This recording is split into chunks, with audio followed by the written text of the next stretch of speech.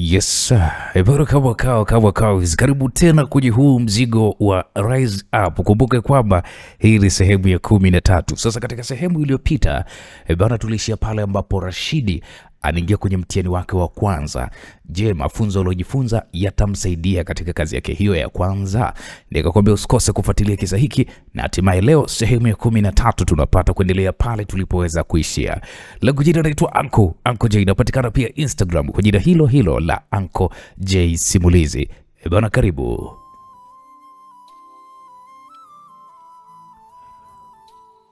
Usijali mzee wangu, hili jambo litakwisha kama tukiondoka leo.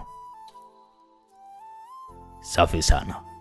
Mtaondoka leo usiku. Sawa baba.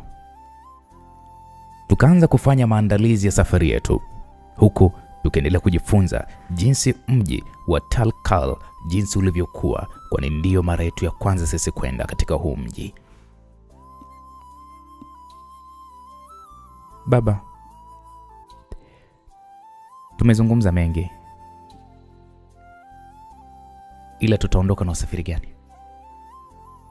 Nitawapeleka kwa helikopta na nitakuja kuwachukua kwa helikopta pale tu kazi itakapoweza kukamilika.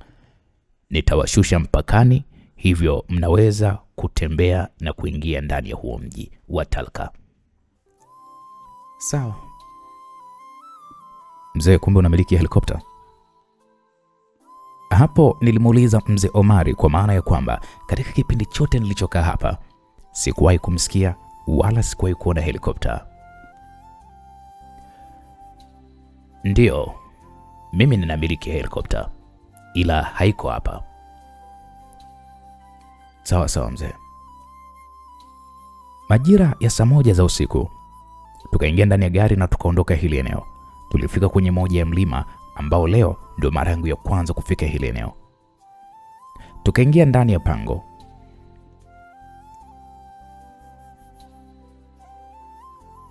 Hili eneo nilitengeneza maalum kwa kuweza kuhifadhi nyaraka zangu za umuhimu za serikali pamoja na silaha kubwa za kijeshi. Mimi kabla ya kuwa mpelelezi nilikuwa ni kapteni wa jeshi la anga. Mzee Omari alizungumza huku akiwasha taa zilizopo ndani ya pango hili. Aliingiza namba za siri katika simu yake na mlango mkubwa wa chuma uliopo ndani ya hili pango ulifunguka na tukaingia ndani kabisa ya ukumbi mkubwa uliopo eneo hili. Wow. Nilizungumza huku nikishangaa vifaa vilivyomo ndani hapa. Niliona helikopta 2 kubwa za kijeshi. Ilibidi nimuulize mzee, hizi zote ni za kwako? Ndio, hizi zote ni za kwangu. Mwenzako Fatuma anaweza kuziendesha hizi helikopta. Mtoto wa nyoka siku zote ni nyoka, hawezi kuwa kifaranga. Mzee Omari alizungumza huku akitabasamu. Tuliingia ndani ya helikopta moja ambayo sio kubwa sana. Nikamuuliza, sasa tunatokaje hapa mzee? Usijali, wewe kaa uone mambo yanavyokwenda. Taratibu akaiwasha helikopta hii na kweli ilianza kupanda juu. Eneo la juu la pango hili likafunguka, kitendo kilichonifanya nizidi kushangaa sana, kwani vitu hivi vilikuwa vimetengenezwa kisayansi zaidi. Taratibu tukaondoka hili eneo, huku mimi nikishangaa jinsi pango hilo linavyojifunga na mtu akipita, yaani unaona kama vile ni mlima tu wa kawaida. Fatuma, mbona uko kimya? Huwa nikiona kwenda kwenye mission kama hizi huwa sipendi kuzungumza. Natumia muda mwingi sana kuweza kufikiria ni nini nitakachoweza kukifanya kwenye mission yangu. Na okay, sawa, nimekuelewa. Kwa mwendo wa lisali moja tulifika katika msitu ambao mzee Omari aliniambia kwamba tayari tumeshaingia nchini Syria na hataweza kusonga mbele kwa sababu tumeingia katika nchi ya Syria pasipo kibali maalum, kwani hii operation ni ya siri sana. Sasa hapo tukashuka ndani ya helikopta, huku kila mmoja akiwa na bunduki mkononi mwake na mgongoni tukiwa tumevaa mabegi yenye silaha, ramani pamoja na vyakula maalum vinavyokaa katika makopo pamoja na maji ya kunywa. Mzee Omari akaondoka na helikopta na sisi tukaanza kutembea huku tukiwa tunafuata ramani jinsi ilivyokuwa inatuongoza katika simu zetu. hadi saa 9 usiku. Tumeingia kwenye zoni ya maadui zetu. Fatuma alizungumza huku akiwa ametangulia mbele. Nikamwambia sawa. Washa earphone yako kwa maana ya kwamba ni lazima tuwasiliane na mzee. Na okay sawa, haina shida. Hapo niliwasha earphone ndogo ambayo inatuwezesha kuwasiliana na mzee Omar akiwa nchini Lebanon. Aise, kuna baridi. Nilizungumza huku nikiweka vizuri scarf kubwa shingoni mwangu, huku kifuani nikiwa nimevalia jaketi la kuzuia risasi. Kwani ina tofauti gani baridi ya hapa na Lebanon? Hii naona kama vile imezidi. Ziko sawa tu. Tulizidi kusonga mbele huku tukipita kwenye mabonde na vilima. Majira ya saa 9 na dakika 25 tukafika katika eneo ambalo magaidi wamejificha, na katika hili eneo ndipo tulipoambiwa kwamba Dr. Razak Mohamed ameshikiliwa. Rashidi, hili eneo ni eneo hatari kuliko maeneo yote uliyowahi kuyasikia kwenye maisha yako. Ndio. Na tuwezi kuingia pasipo kulifanyia uchunguzi. Eneo hili linakadiriwa kuwa na magaidi 800 hadi 1000. Na ndio maana nilikuwa ninakushangaa unavyozungumza na baba ya kwamba hii kazi tunaweza kuifanya ndani ya muda mchache sana tu, ikiwa ni jambo gumu sana kuingia kwenye ngome ya magaidi na ukatoka na mtu ambaye kwao ana faida. Alizungumza hivyo Fatuma huku tukiwa tupo kwenye moja ya kilima kikubwa, huku kwa chini kukiwa kuna mji ambao ndipo walipo magaidi hao. Sasa tunafanyaje? Ndio tunafikiria nini cha kufanya. Fatuma alizungumza huku akitoa darubini na kuanza kutazama hilo eneo. Na mimi nikatoa pale darubini yangu nikatazama hilo eneo. Nikaona wanajeshi wengi wa kundi la Islamic State wakiwa na silaha, huku wengine wakiwa na mabomu ya aina ya RPG. Kwa kile la haraka, nilikuwa mnafikiria hapa mnaingiaje? Ikiwa muda kama huu saa 9 usiku hakuna aliyelala. Na inakuaje? Ngoja kwanza nifikirie Fatuma. Hapo nikakaa kimya kwa kama dakika hivi huku nikiendelea kuchunguza hili eneo kwa kutumia darubini. Kusema ule kweli, ni kambi kubwa sana. Kambi iliyotengenezwa kwa nyumba za udongo pamoja na mahema.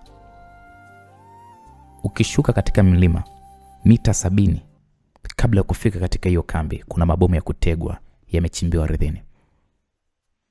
Fatuma aliniambia. Nikatazama saa yangu niliyokuwa nimeivaa mkononi mwangu. Nilikuwa nimeivaa mkono wa kushoto. Nikakuta ni majira za saa 10 za usiku. Nikasema hebu nisubiri hapa. Unakwenda wapi? Ninaingia ndani ya kambi hii.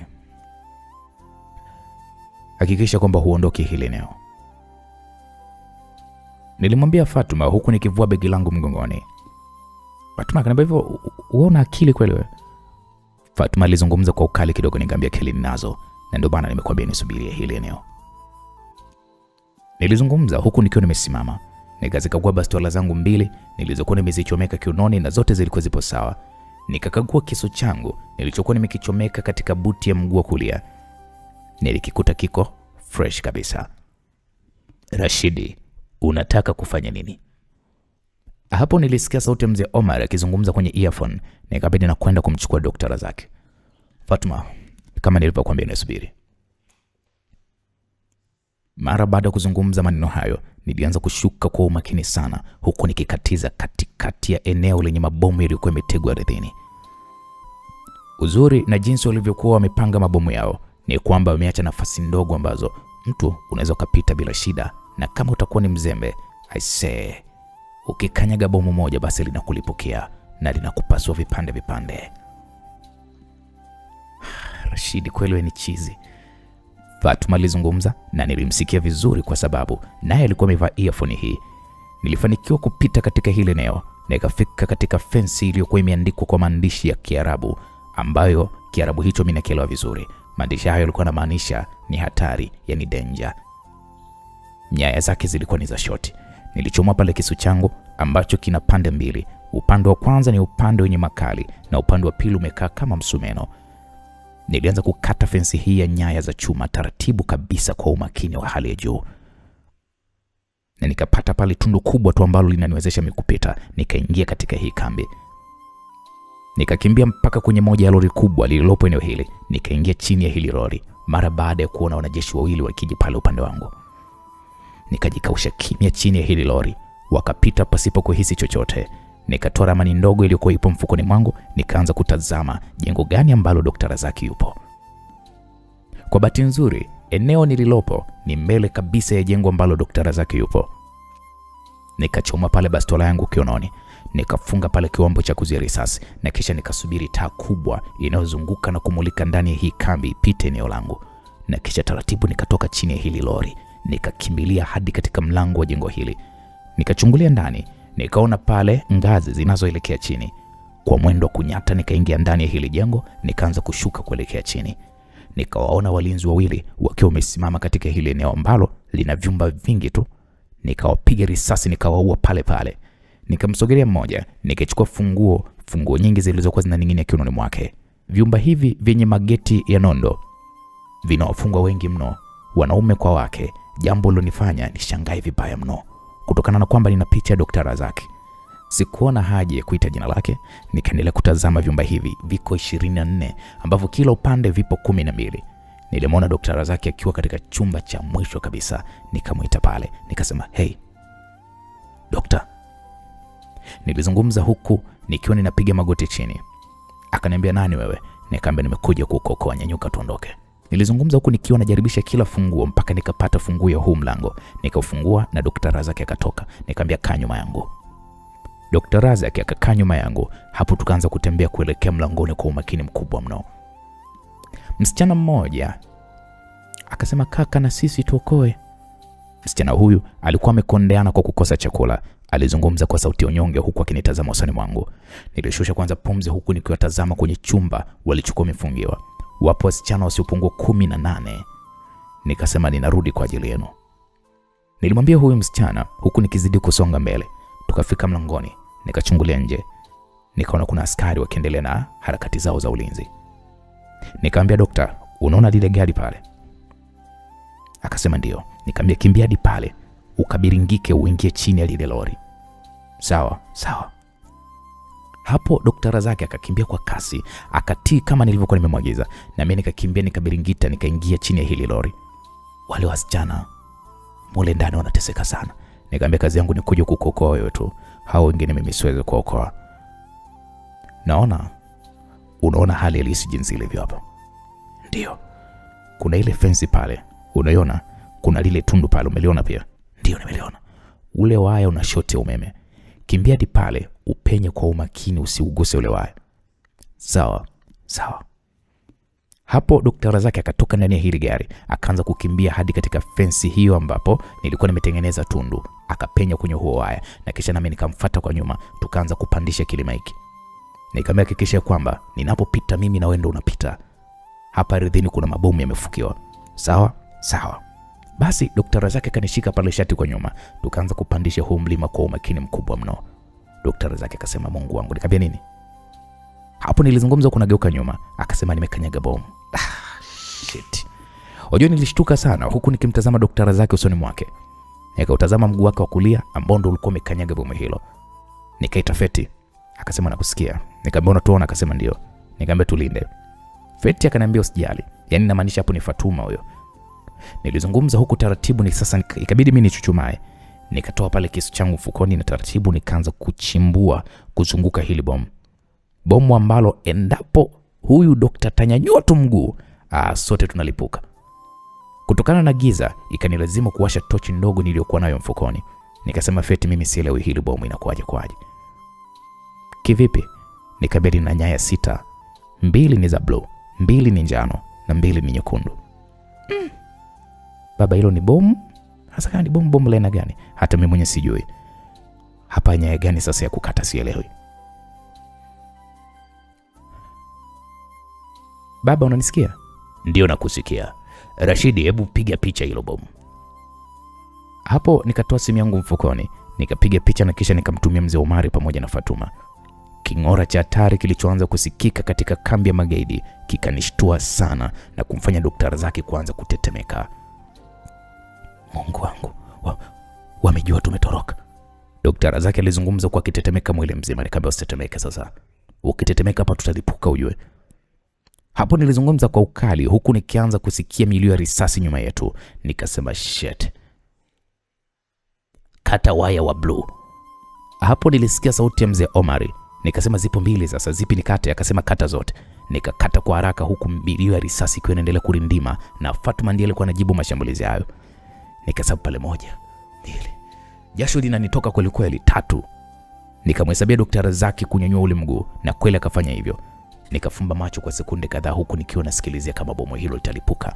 Bwana, kwa bahati nzuri bomu halikulipuka. Nikaanza kujibu mashambulizi kwa magaidi hao waliokuwa wameanza kutoka kwenye fence sehemu niliyokuwa nimetoboa.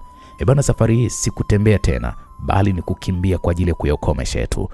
Tukafanikiwa kuweza kutoka hili eneo lilikuwa limetegeshwa mabomu, tukafika juu kabisa hiki kilima alipokuwa Fatuma. Nikasema tuondoke. Hapo nilizungumza huku nikivaa begi langu mgongoni. Fatuma akatoa mabomu mawili ya kutega, akayabandika katika miti miwili na kisha tukaanza kukimbia kwa mwendo wa kasi vibaya mno. Nikasema Dokta, ongeza mwendo. Nilizungumza huku nikimtazama Dr. Razak. Akasema nimechoka. Siwezi tena kuendelea. Siwezi. Dr. Razak alikuwa anazungumza huku akiwa ameinama chini. Nilimshika mkono wake wa kulia, tukazidi kukimbia. Bado mita 100. Nahitaji kulipole mlima. Mabomu yana nguvu kubwa, tusipokuwa makini tutalipuka na sisi. Fatuma alizungumza huku akizidi kukimbia kwa kasi anayoimudu yeye. Nikamtazama Dr. Razak jinsi alivyokuwa na hema. Shit. Hapo nikamnyanyua Dr. Razak nikamweka kwanza mabegani mwangu kwa sababu ni mwembamba kiasi, sema tu anavyoonekana hana mazoezi ya kutosha. Yaani madokta wao wanatumiza kufanya mazoezi lakini yeye ni empty kabisa. Nikaanza kukimbia. Hapa ndipo nilipoona faida ya yale mazoezi, kukimbia na begi lenye mawe yenye kilo kuanzia 50 hadi 100. Mita 20. Fatuma alizungumza huku nikiwa ninamkaribia. Nyuma yetu tukaanza kusikia milio ya risasi, ikimaanisha ya kwamba magaidi hao tayari wameshavuka mlima na wanatufukuzia. Nikamwambia lipua Fatuma. Nilimwambia Fatuma kwa maana kwamba sasa risasi zilikuwa zinatupunywa na nyingine zilikuwa zinapiga kwenye miti. Fatuma akaminya kitufe cha kulipulia ile mabomu kule kwenye milima. Bwana, mimi na Dr. Razak tulikuwa tumebakisha kama mita 10 kabla kufika eneo ambalo ni salama, ambalo mlipuko huo wa bomu hautaweza kutuathiri. Nilitumia nguvu zangu zote kuhakikisha ninazimaliza hizo mita 10 bila hata mlipuko huo kuweza kunipata. Jambo la kumshukuru Mungu, nilifanikiwa kumaliza mita hizo 10 huku upepo mkali utokanao na mlipuko huo wa bomu ulituangusha chini wote watatu. Taratibu nikawa wa kwanza kunyanyuka huku nikiwa nimejaa vumbi jingi mwili mzima kwa sababu bomu hili lilikuwa limevunja kilima hiki na magaidi wote waliokuwa wanatufuata kwa nyuma walikuwa wamefia kwenye huo mlipuko. Nikawauliza vipi, mko salama? Hapo ilibidi niwaulize wenzangu huku nao pia wakiwa wananyanyuka sasa. Fatuma akasema ndio. Dokta naye akasema hata mimi niko salama. Dr. Razak alizungumza hivyo huku akiwa anajipangusa mavumbi mwili mzima. Hapa kuna muda wa kupoteza zaidi tu ya kuweza kukimbia hili eneo ili tuzidi kujiweka salama zaidi. Inabidi kuvuka boda, muingie Lebanon. Fatuma, unafahamu njia za siri za kuvuka boda? Ndio baba. Siwezi kuja kuwachukua Syria kwa maana ya kwamba sasa hivi kuna operation kali inapitishwa kwenye huo msitu. Inapitishwa na kina nani? Jeshi la Syria. Okay baba, sawa, nimekuelewa. Razak, mpango umebadilika. Hapa hadi tupate boda ya Lebanon na Syria kwa miguu ni kama masaa 5 hivi. Hivyo inabidi tuwe makini sana kwenye kutembea kwetu. Kama mnavyojua wananchi wa hii nchi ya Syria, pia inabidi hizi jaketi za kuzuia risasi tuzivae ndani ya mashati yetu ili tusijulikane kama ni wapelelezi. Fatuma alizungumza hivyo na mara nyingi huwa anapenda sana kuniita RS, yani anafupisha jina langu la Rashidi. Nikamwambia okay, sawa. Tukavua pale mabegi na kisha tukavua majaketi haya ya kuweza kuzuia risasi pamoja na mashati, na kisha tukaanza pale kuvaa majaketi haya bulletproof, na kisha tukavaa na mashati kwa juu, na kisha tukaanza safari sasa ya kukatiza kwenye milima kuhakikisha kwamba tunapata mpaka wa Lebanon na Syria. Kutokana na kwamba Dr. Razak hana mazoezi, ili tulazimu kwa mara kadhaa kusimama njiani na kupumzika japo walau kwa dakika 5 au 10, na kisha safari ikawa inaendelea. Safari hii ilituchukua masaa kama 5 mpaka 6 kufika mpakani mwa Syria na Lebanon, na kisha tukavuka na kuendelea na safari. Tukafika eneo ambalo mzee Omari tukamkuta tukamkuta akiwa yuko ndani ya gari lake aina BMW X5. Tuliingia ndani ya gari na safari ya kuondoka hili eneo ikaanza.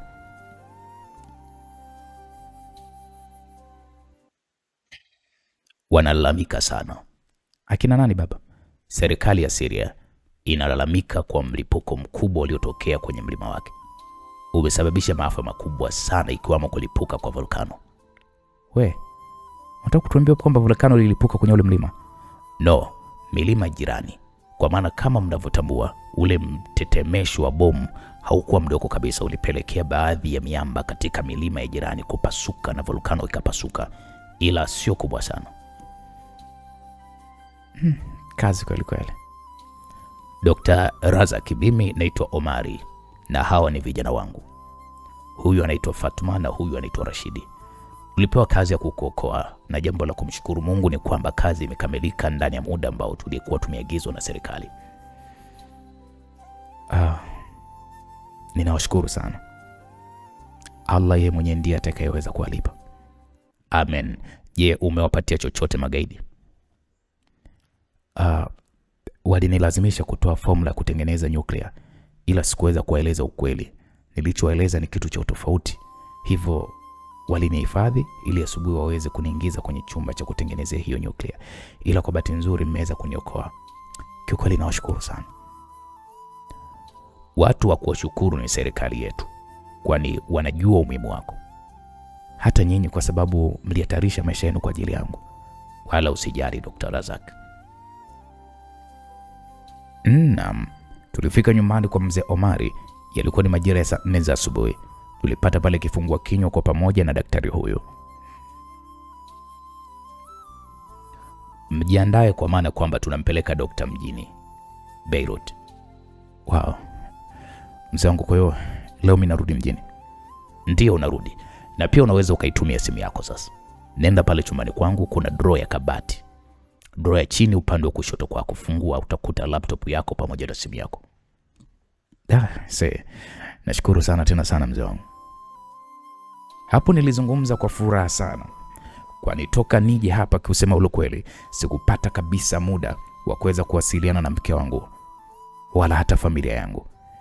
Niliingia chumbani kwa huyu mzee Omar, nilichukua pale simu yangu pamoja na laptop yangu niliyokuwa nimekuja nayo huku. Niliwasha na kitu cha kwanza kufanya ni kumtafuta Jacqueline kwenye namba yake anayoitumia nchini Ufaransa. Kwa bahati nzuri simu yake ilianza kuita. Jacqueline alipokea simu yangu hii niliyokuwa ninapiga kupitia WhatsApp video call. Rashidi? Jacqueline alizungumza huku akiwa haamini macho yake. Nikatoka nje kabisa ili kuzungumza nao. Nikamwambia niambie mke wangu. Nikumisi mume wangu. Haki ya Mungu, unajua nilitamani kuja Beirut kukutafuta, ila wazazi walinizuia kwa sababu toka tulipoachana Somalia. Kwa nini kunitafuta? Nisamehe mpenzi wangu. Sikuweza kukutafuta kutokana na sababu za huku nilipo. Niliweza kupokonywa simu pamoja na laptop, hivyo sikuweza kabisa kuwasiliana na mtu yeyote. Lakini uko salama kweli? Ndio, zaidi ya kuwa salama. Sasa hivi nina mafunzo makali sana mke wangu ambayo ninaweza nikapambana na mtu yeyote anayekuja mbele yangu. We, hongera sana baby. Yaani unajua nilichanganyikiwa nikahisi labda ndio sitakuona tena. Umeniona hivi mke wangu. Kuna mafunzo nitamalizia hapa, tutajumuika Ufaransa pamoja. Watoto na wazazi wako wapi? Wapo sebuleni. Ngoja niwapelekee simu.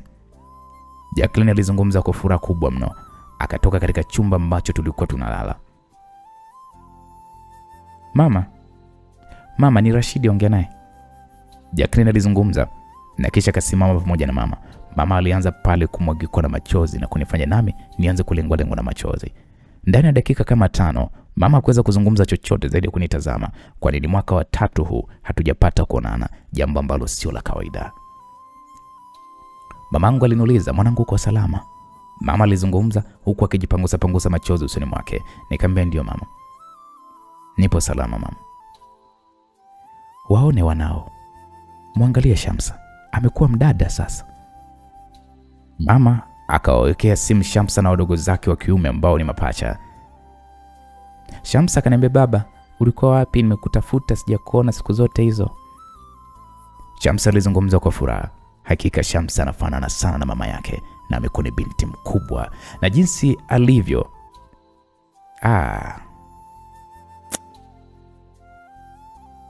amekuwa ni mkubwa, amekuwa haraka sana. Nikajipangusa pale machozi huku nikiwa namtazama. Baba, mbona unalia? Nina furaha kukuona mwanangu. Nitarudi nyumbani siku si nyingi. Umeshaanza shule? Ndio baba, na nimeanza kuimba nyimbo. Mama wiki iliyopita alinipeleka studio kurekodi wimbo wangu wa kwanza. Hongera sana mwanangu. Ngoja nikuimbie baba. Kweli Shamsa alianza kuniimbia. Sauti yake nzuri na mashairi yaliyopangiliwa vizuri hakika ikanifanya nisisimke mwili mzima. Nilimwona Fatma akisimama mbele yangu huku akisikiliza wimbo huo wa Shamsa. Wow. Hongera sana mwanangu. Wimbo wako ni mzuri sana. Katika chati za hapo Faransa, unajua wimbo wake katika YouTube uko nafasi ya 5 kwenye 10 bora ya wimbo zinazo trend kwa sasa. Jacqueline alizungumza kwa kuchungulia kwenye simu hii. Nikasema hongera sana mwanangu pamoja na mke wangu. Tunashukuru sana baba. Ona wadogo zangu, huyu hapa anaitwa Rahim na huyu anaitwa Karim. Ni majina niliowachagulia mimi au ni mabaya? Shamsa alizungumza huku akinionyesha wadogo zake hawa ambao kwa sasa wana mwaka wa 3. Kwa kweli Jacqueline amenizami mwenyewe, kwa sababu nilikuwa nafanana sana na hawa watoto kwa 99.99%. Nyie hebu msalimieni baba. Jacqueline alizungumza huku akiwa amechuchumaa nyuma yao na simu alikuwa ameshika kwa mbele. Vikanisalimia bwana, shikamoo baba. Nikasema marhaba, mnaendeleaje? Salama baba, utakuja lini? Karim aliniuliza hivyo, nikamwambia hivi karibuni tu nitarudi mwanangu. Utuletee zawadi, mimi nataka chocolate. Msijali, nitawaletea. Mi baba nataka bastol. Sawa, nitawaletea nyote wala msijali. Sawa baba, nakupenda. Karim alizungumza hivyo na mimi nikamwambia pia nakupenda mwanangu.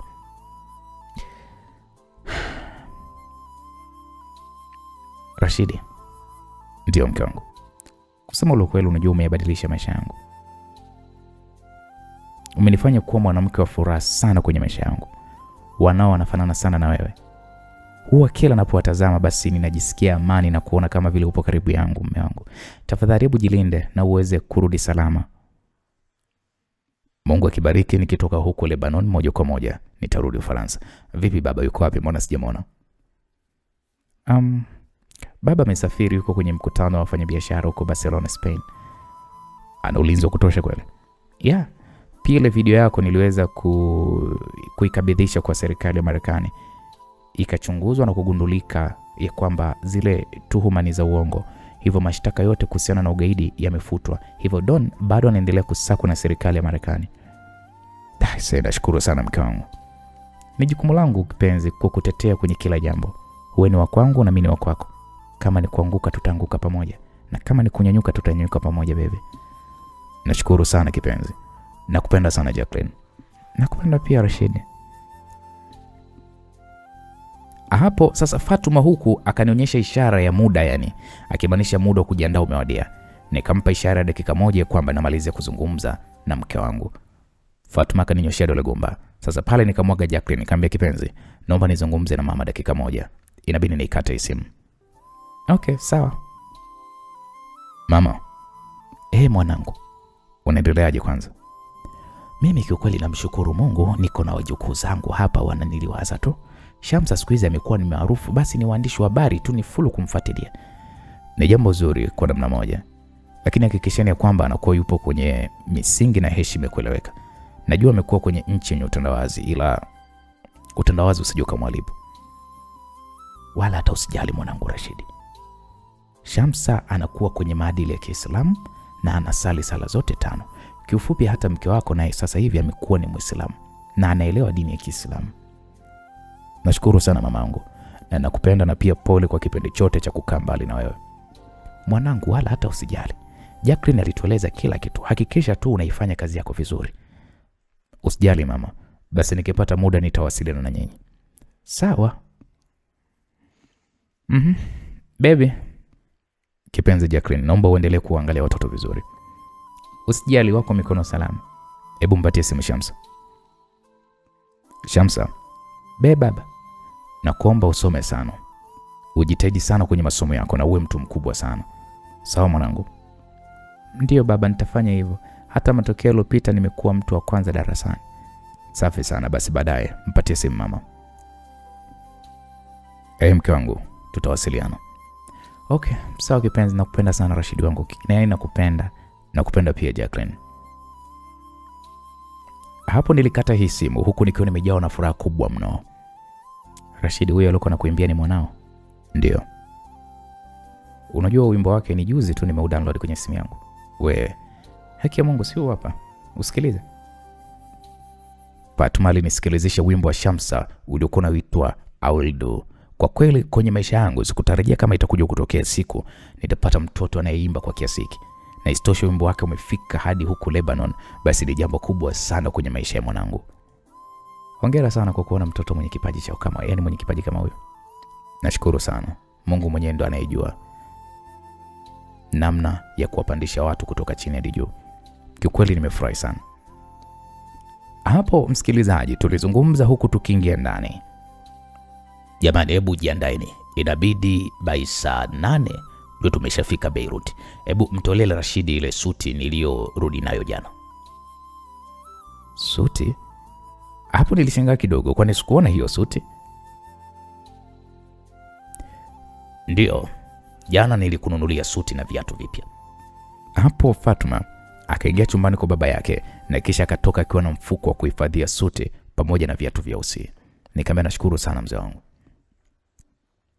Nashukuru kwa kushukuru. Sasa inabidi uwe unavaa mavazi kama hayo.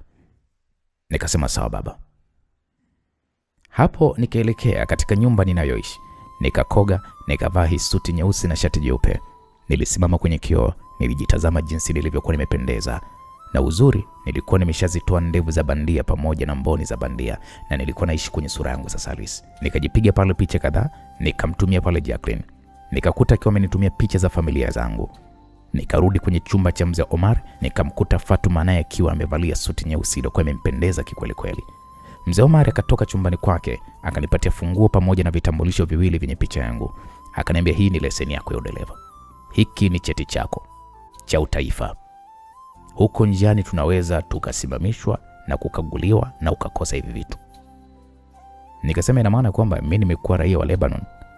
Umekuwa raia wa Lebanon kwa muda. Kwa hiyo utaendesha hili gari leo. Mzee Omar alizungumza huko akinikabidhi funguo.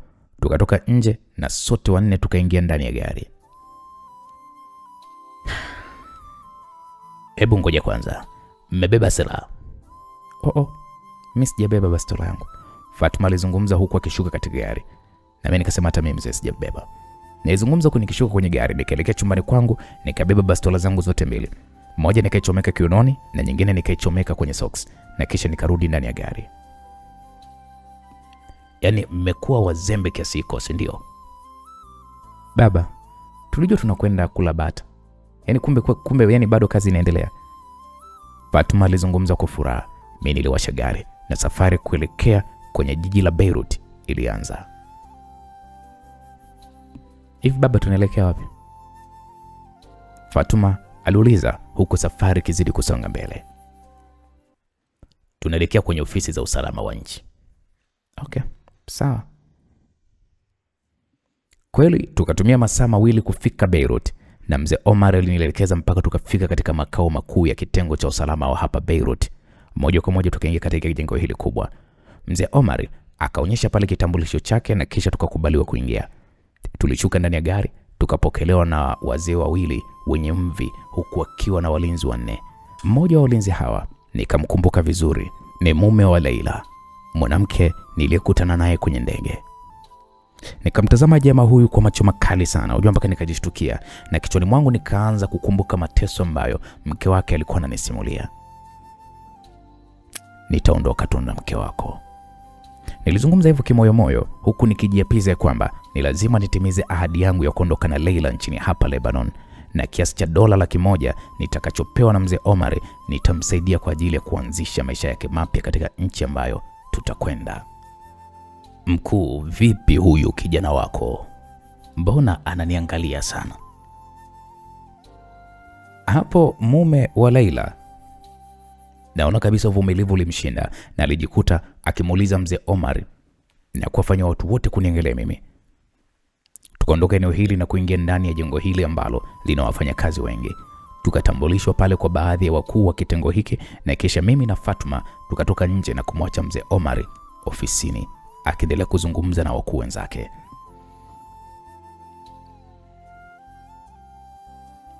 Mbona ulikuwa unamtazama yule jamaa, unamjua? Hapana, ila tu kuna mtu amefanana naye. Nani? Hata simfahamu. Ndio nilikuwa najaribu kuweza kutafuta kumbukumbu yake, ila kwa bahati mbaya sikufanikiwa kabisa kumtambua. Unajua yule ni mmoja wa wakuu wa wapelelezi wa jeshi la polisi hapa Beirut. Okay, sawa. Naam. Baada ya kama lisali moja hivi, mzee Omar alitoka ofisini hapo huku akiwa amejawa na tabasamu pana sana usoni mwake. Mambo yameshakamilika. Leo nahitaji na sisi tufurahie kukaa mjini. Tupitie benki tukamsaidia Rashidi kufungua akaunti ya benki na kisha tukatafute sehemu tutanue kimaisha. Nikasema mzee, mimi nina akaunti yangu ya benki moja hivi iko Marekani na nyingine iko Ufaransa. Sasa unajua kuingiza pesa kwenye hizo akaunti kwenye hizo nchi inahitaji maelezo mengi na mlolongo mwingi. Mimi nitakufungulia akaunti ya kimataifa ambayo inafanya kazi kwenye nchi 350. Hivyo ukiwa ndani ya nchi hizo utaweza kutoa pesa zako kwenye benki yoyote na ukaendelea na maisha yako. Okay. Sawa mzee, nimekuelewa. Tukaondoka hili eneo na tukafika pale bank. Tukafuata taratibu zote za kufungua akaunti na mzee Omar akaniingizia pale kiasi cha dola za Kimarekani 100,000 kama alivyokuwa ameniahidi. Na kisha Fatuma naye akaingiziwa kiasi hiko iko cha pesa ambacho kwa Tanzania ni kikubwa sana. Kwa mahesabu ya haraka ni kama milioni 200 hivi. Mara baada ya kutoka benki tukaelekea moja kwa moja hoteli kubwa iliyopo pembezoni mwa ufukwe wa bahari. Leo mpo huru kuzunguka mnapotaka, ila hadi itakapofika majira ya saa 3 za usiku nahitaji tuwe pamoja hapa hotelini ule chakula cha usiku pamoja. Mzee Omar alizungumza huku akiwa anaingia chumbani kwake. Fatuma akasema sawa baba. Fatuma alizungumza huku akiwa amejawa na furaha. Tukakagua pale vyumba vyetu na kisha tukaondoka hotelini hapa na Fatuma akaanza kunitembeza kwenye huu mji.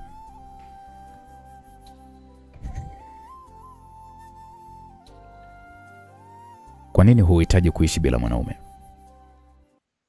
Nilimuuliza Fatuma huku tukiwa tumekaa kwenye moja mgahawa huku tukila chakula cha mchana. Siwezi mapenzi na wala sijawahi kujaribu kwa sababu moyo wangu haujawahi kumpenda mwanaume yeyote zaidi babangu mzazi. Wewe hutaki kuwa na familia kwenye maisha yako? Babangu ananitosha. Kwa sina mpango wa kuwa na mtoto kwenye maisha yangu. Nahitaji tu kuwa kama wale walinzi wa kike wa Gaddafi. Gaddafi alishakufa na pia walinzi wake walishakufa. Wakati huu ni wakati wako kuhakikisha kwamba unatengeneza familia yako. Hebu acha kufuata imani hizo zisizokuwa na msingi. Ngoja kwanza nikuulize swali ya rais. Niulize. Kwani kufanya mapenzi ni kutamu sana? Hapo nilikaa kimya kwa sekunde kadhaa huku nikimtazama Fatuma usoni mwake. Kusema ule ukweli, huyu mwanamke ni mzuri sana. Ana kila sifa za kuwa mke wa mtu. Sema tu ndio hivyo. Amekuzwa kwenye mazingira ya kujua siraha sana kuliko wanaume. Naweza nikasema ndio. Ni starehe tamu kuliko zote duniani. Hebu acha uongo wako. Haki ya Mungu.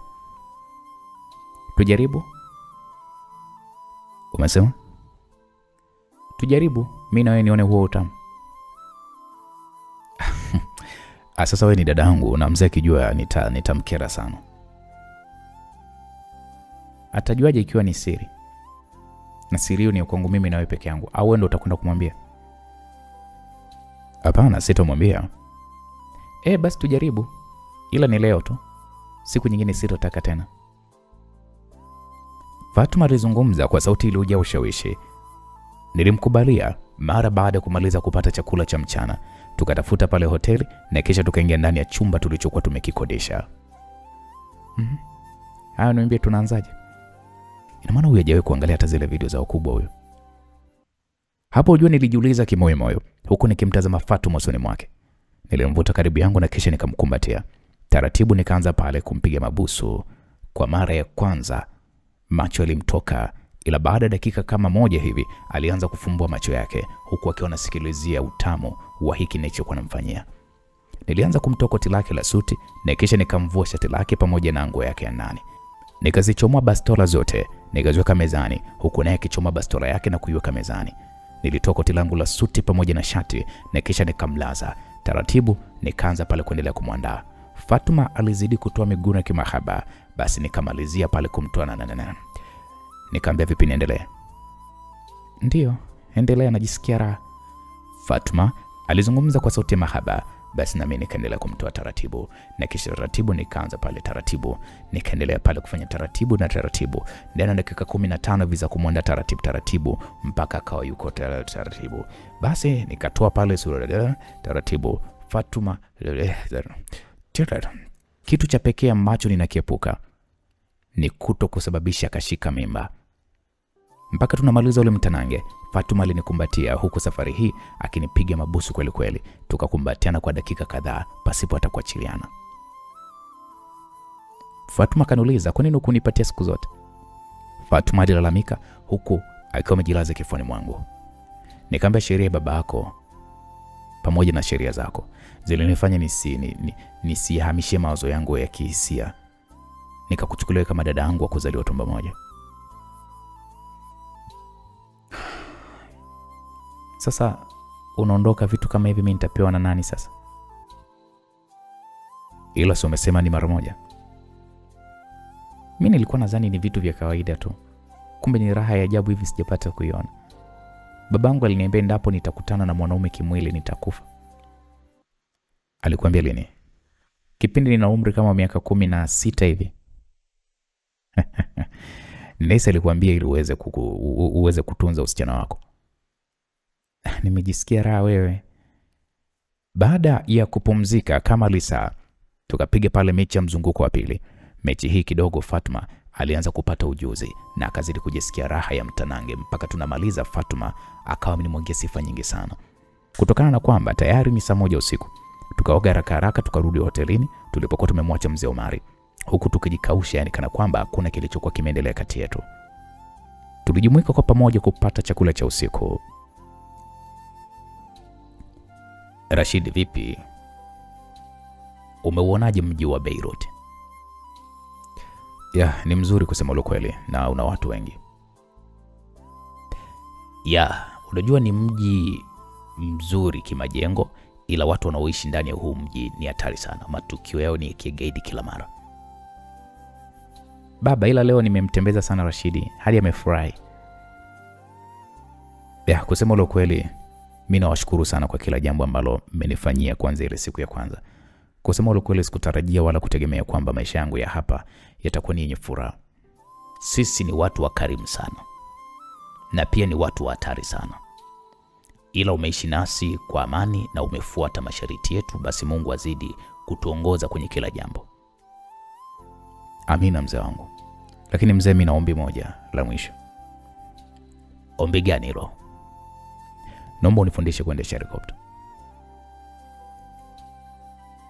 Mzee Omar alikaa kimya kwanza kwa sekunde kadhaa na kisha alitingisha kichwa akatoa ishara ya kwamba amenikubalia kile nilichokuwa nimemwomba. Basi tukimaliza mapumziko haya inabidi nikufundishe, ila tambua kwamba helikopta mafunzo yake sio kama gari wala pikipiki. Yanachukua muda, ila kutokana na wewe una kichwa cha kushika mambo kwa haraka, basi nina imani kwa miezi kadhaa tu inatosha kwa wewe kuweza kujua kila kitu. Wow, hivyo tutaendelea kuishi naye kwa miezi 4, si ndio baba? Hapo Fatuma alizungumza kwa furaha sana na babake akasema ndio. Paka pale atakapoweza kurusha helikopta za aina mbili. Kuna helikopta za kijeshi na helikopta za abiria. Helikopta za kijeshi zina mafunzo magumu kuliko helikopta za abiria. Na kama tukibatika kupata kibali kwenye jeshi la anga, basi utajifunza kuendesha jeti zile za kijeshi. Naamini ukitoka hapa utakwenda kuwa msaada mkubwa sana wa dunia. Asa, nashukuru sana mzee wangu. Wala hata usijali. Baba. Naam mwanangu. Kwa sasa mimi na miaka 27. Je, unaniruhusu kuanzisha familia? Mzee Omar macho alimtoka, hata glasi ya juisi iliyokuwa anaipeleka mdomoni mwake ilibidi aishushe kwanza na kisha akaiweka mezani. Ni nani aliyekushauri huo upuuzi? Baba, leo nimeona jinsi wanawake wenzangu wanavyobeba watoto wao na wanavyofurahia na wanaume zao. Kwa nini mimi umri wangu unazidi kusogea na unakwenda simjui mwanaume, na wala ukiniuliza lini nitapata mtoto sijui? Baba, hebu liangalia ile, mimi ni mwanamke, tena ulikuwa unanisifia kwamba ni mrembo kama mamangu. Kama mamangu angekuwa ni na usichana wake hadi leo hii, angenipata mimi? Eti baba. Hapo Fatma naye alimjia juu baba yake. Sasa chakula kilianza kuwa shubiri kwetu sote hapa ndani. Nahitaji sasa kuwa mwanamke kama wanawake wengine na sio kuishi kama jike dume. Fatma mara baada ya kuzungumza maneno hayo alisimama na kisha kaondoka. Huyu amepatwa na nini huyu mpuzi? Mzee Omar alizungumza huku akiwa anatazama usoni mwangu. Nikasema sijui mzee wangu, ila nakuomba nikazungumze naye. Hebu achana naye, sisi tupate chakula. Nimemtengenezea maisha ya kuishi kwa amani na furaha. Anataka kuja kuingia kwenye mapenzi ya kuteswa? Kuna wanaume gani wa kuoa hapa Lebanoni? Wengi ni wahuni tu. Mzee Omar alizungumza kwa hasira. Nilimwona Fatma akiingia ndani ya lift na kwa haraka mimi nikasimama nikaanza kumkimbilia, ila kwa bahati mbaya nikakuta pale lift tayari imeshafunga. Nikatazama hadi nikaona inaelekea ghorofa ya 22 ambayo ndio ghorofa ya juu kabisa. Nikamenya pale kitufe cha kushuka chini na kisha nikaingia na kuelekea moja kwa moja hadi ghorofa ya 22. Nikatoka katika korido ndefu iliyokuwa imejaa milango ya vyumba. Kwa akili haraka haraka nikatambua kwamba Fatuma ameelekea juu kabisa ghorofa hilo. Na kweli nilimkuta kule akiwa amesimama kwenye ukuta wa kingo za ghorofa hili huku akiwa analia kwa uchungu mno. Nikamwambia, "Hey, Fatuma." Taratibu akanigeukia.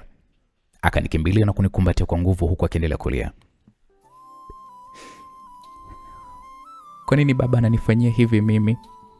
Fatuma alilia huku akiwa amenikumbatia. Nikamwambia, "Usilie. Najua atabadilika. Atabadilisha msimamo wake endapo utamueleza kwa utaratibu. Njia uloitumia kuzungumza naye ni ya ukali sana na haipendezi kuzungumza na mtu mzima kwa namna ile. Tafadhali hebu acha kulia." "Rashidi, naam. Nahitaji mtoto.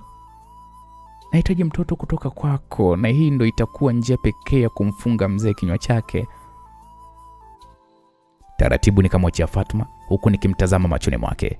Kitu nilichogundua ni kwamba mapenzi yamemchanganya na sasa amepata ujasiri wa kudai kile anachokihitaji kutoka kwa mzazi wake. "Sikiliza Fatma. Kumbuka daraja ambalo baba yako amelijenga katikati yetu. Hatopendezwa kuona haya mahusiano yetu. Mimi sitaki kusikia masuala ya sheria wala upuuzi wa sheria. Moyo wangu umesharidhia na wewe. Sijali una mke, una watoto au unamwogopa babangu eti. Mimi ninachokihitaji kutoka kwako ni wewe kunipatia ujauzito, na wewe kama unaishi kwa kuogopa baba, ni bora tu uondoke kabla hata kuanza hayo mazoezi yako. La sivyo nitamwambia ukweli kwamba wewe ndo mwanaume wangu, ule ni tosichana wangu." Sikiliza Fatuma. Usifanye hivyo, unajua utaniharibia kwa mzee. Umekubali au umekataa? Nimekubali. Fatuma alinikumbatia kwa furaha. Kitu ambacho ninakiogopa ni huyu binti kunivurugia mipango yangu ambayo nimeipanga. Tukarudi eneo la mgahawa na tukamkuta pale mzee Omar akiendelea kula taratibu. Tukakaa kila mtu kwenye meza yake. Ukimya ukatawala huku milio ya vijiko kwenye hii meza vikawa vimetawala. Umeshampata huyo mwanaume wa kuanzisha naye familia? Bado? Ndio. Kwa hiyo unataka kukurupuka tu kwa ajili ya maisha yako? Unajua ni kwa nini nilikataa na kukufanya usiingie kwenye mapenzi? Sijui. Ni kutokana na wanaume wengi wa hii nchi hawajui thamani ya mwanamke. Wanawanyanyasa wake zao na wengi wanapenda wake zao wawe ndio watumwa wao. Je, wewe uko tayari kuweza kuishi maisha hayo? Nitajua kuishi naye pale muda utakapofika. Ila mimi ni mwanamke na nahitaji kuwa mama. Rashidi, ndio mzee. Hebu zungumza na huyo mdogo wako. Najua wewe umetokea Afrika. Nahisi huko kutakuwa kuna tofauti na huku. Mweleze maisha ya ndoa jinsi yalivyo. Mwambie ukweli, asikurupuke. Usijali mzee. Nitazungumza naye hilo. Baba, mimi kwa kuniangalia, kuna mwanaume gani hapa duniani anaweza kunipiga hata kofi kwenye uso wangu? Nitamheshimu kama mume wangu pale atakaponiheshimu mimi kama mke wake. Na akinivunjia heshima na kunipiga, sitolifumbia macho. Sitoweza kuvumilia. Nitapigana naye na nitampiga kipigo cha kuhakikisha na waheshimu wanawake wote. Fatuma alizungumza kwa msisitizo huku akiwa anamtizama baba yake usoni. Haya, sawa. Acha tuone. Ila sihitaji ndoa. Unasemaje? Sitaki kuolewa mimi. Kwa hiyo wewe unataka kufanya nini? Nahitaji nipate mtoto mmoja tu. Na huyo mtoto nitamlea kwenye mazingira kama uliweza kunilea wewe. Kwa hivi nilivyo siwezi kuwa mke wa mtu. Kwa maana sijui mapenzi, sijui kumhudumia mume, na kwa umri huu nimeshachelewa kujifunza hayo mambo. Rashidi, hivi mdogo wako leo amechanganyikiwa? Hata sielewi mzee. Mimi sijichanganyikiwa baba, nina akili zangu binafsi baba. Kama una akili zako binafsi, kwa nini leo unaongea pasipo kuiweka ile heshima unayonipaga kila siku? Mimi na wewe hatujawahi kuongelea mapenzi hata siku moja. Leo kichaa gani kimekukumba wewe? Baba, mimi sio mtoto tena. Mimi sio mdogo tena. Ninajua maisha yanavyokwenda. Inakuwaje ninafahamu mambo mengi kwenye ulimwengu wa ulinzi, nishindwe kufahamu mambo mengi kwenye ulimwengu wa mapenzi? Baba, hebu niambie, nikifanya mapenzi kweli mimi nitakufa? Swali la Fatuma Ojoli katufanya sote tumshangae, kwa maana kwa kweli sijajua ametolea wapi ujasiri wa kumuuliza baba yake maswali makubwa kama hayo. Mzee Omar kwanza akanyanyua glasi yake ya juice, akainywa yote mpaka ikaisha. Alishusha pumzi nyingi huku akiwa anamtazama Fatuma usoni mwake, na kisha akasimama huku akiwa anatutazama sote. Hivi wewe, akili yako ikitulia, nadhani ndo tutazungumza. Mzee Omar mara baada ya kuzungumza hivi aliondoka na kuelekea chumbani kwake. Wewe Fatuma, nini unafanya wewe? Ni haki yangu ya maisha kufahamu yale yote niloambiwa nilipokuwa mdogo. Sawa, najua ni haki yako, ila huko unapoelekea ni unakwenda kunigombanisha mimi na baba yako. Hawezi kugombana na wewe. Usiku mwema. Fatuma akanyanyuka na kuniacha nikimsindikiza tu kwa macho. Aliingia kwenye lifti na kisha akapandisha mpaka gorofani. Nisipokuwa makini nitafukuzwa hapa. Sitaki kuondoka kwa laana, ikiwa walinipokea vizuri. Hapo nilizungumza kimoyomoyo huku nikiendelea kula taratibu. Mapigo ya moyo yalinianza kwenda kasi mno mara baada ya kumuona Leila na mume wake wakiingia katika huu mgawa wa hii hoteli. Leila hakuweza kuniona wala mume wake. Wakatafuta moja ya meza na wakakaa, huku walinzi wawili wa mume wa Leila wakisimama eneo la karibu kabisa na hiyo meza. Nikajiambia moyoni, haki ya Mungu, huyu mama ameumbika. Aise, ni kifatu cha maana. Nilizungumza kimoyomoyo huku nikiendelea kushushia chakula changu kwa waini nyekundu. Hivi kweli atanikumbuka? Kwa maana sina ndevu wala mboni za bandia. Niliendelea kujiuliza mimi mwenyewe huku nikiwatazama jinsi walivyokuwa wanazungumza yeye na mume wake. Nikasimama na kupita mbele meza yao. Mume wake aliponiona hakusita kuniita. Wewe ndo yule uliokuja na mzee Omar leo ofisini? Nikamwambia ndio ni mimi. Hebu kutana na mke wangu anaitwa Leila. Leila huyu ni mmoja wa vijana wapya wa mzee Omar. Nashukuru kukufahamu. Tukapeana mikono na Leila na nikamtekenya kama mara ya mwisho nilivyokuwa nimemtekenya tulipopeana mikono tulipokuwa tunashuka kwenye ndege, na nilimtekenya hivyo hivyo sasa hivi. Leila alinitazama kwa sekunde kadhaa, akauzuia mshangao wake.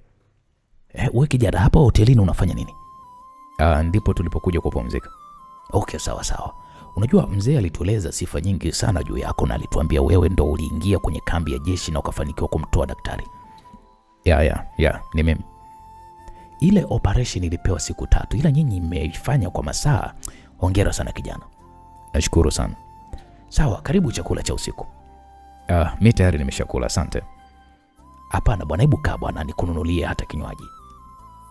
Jamaa akanilazimisha na taratibu nikavuta kiti nikakaa. Nikaitoa simu yangu mfukoni na kuiweka juu ya meza.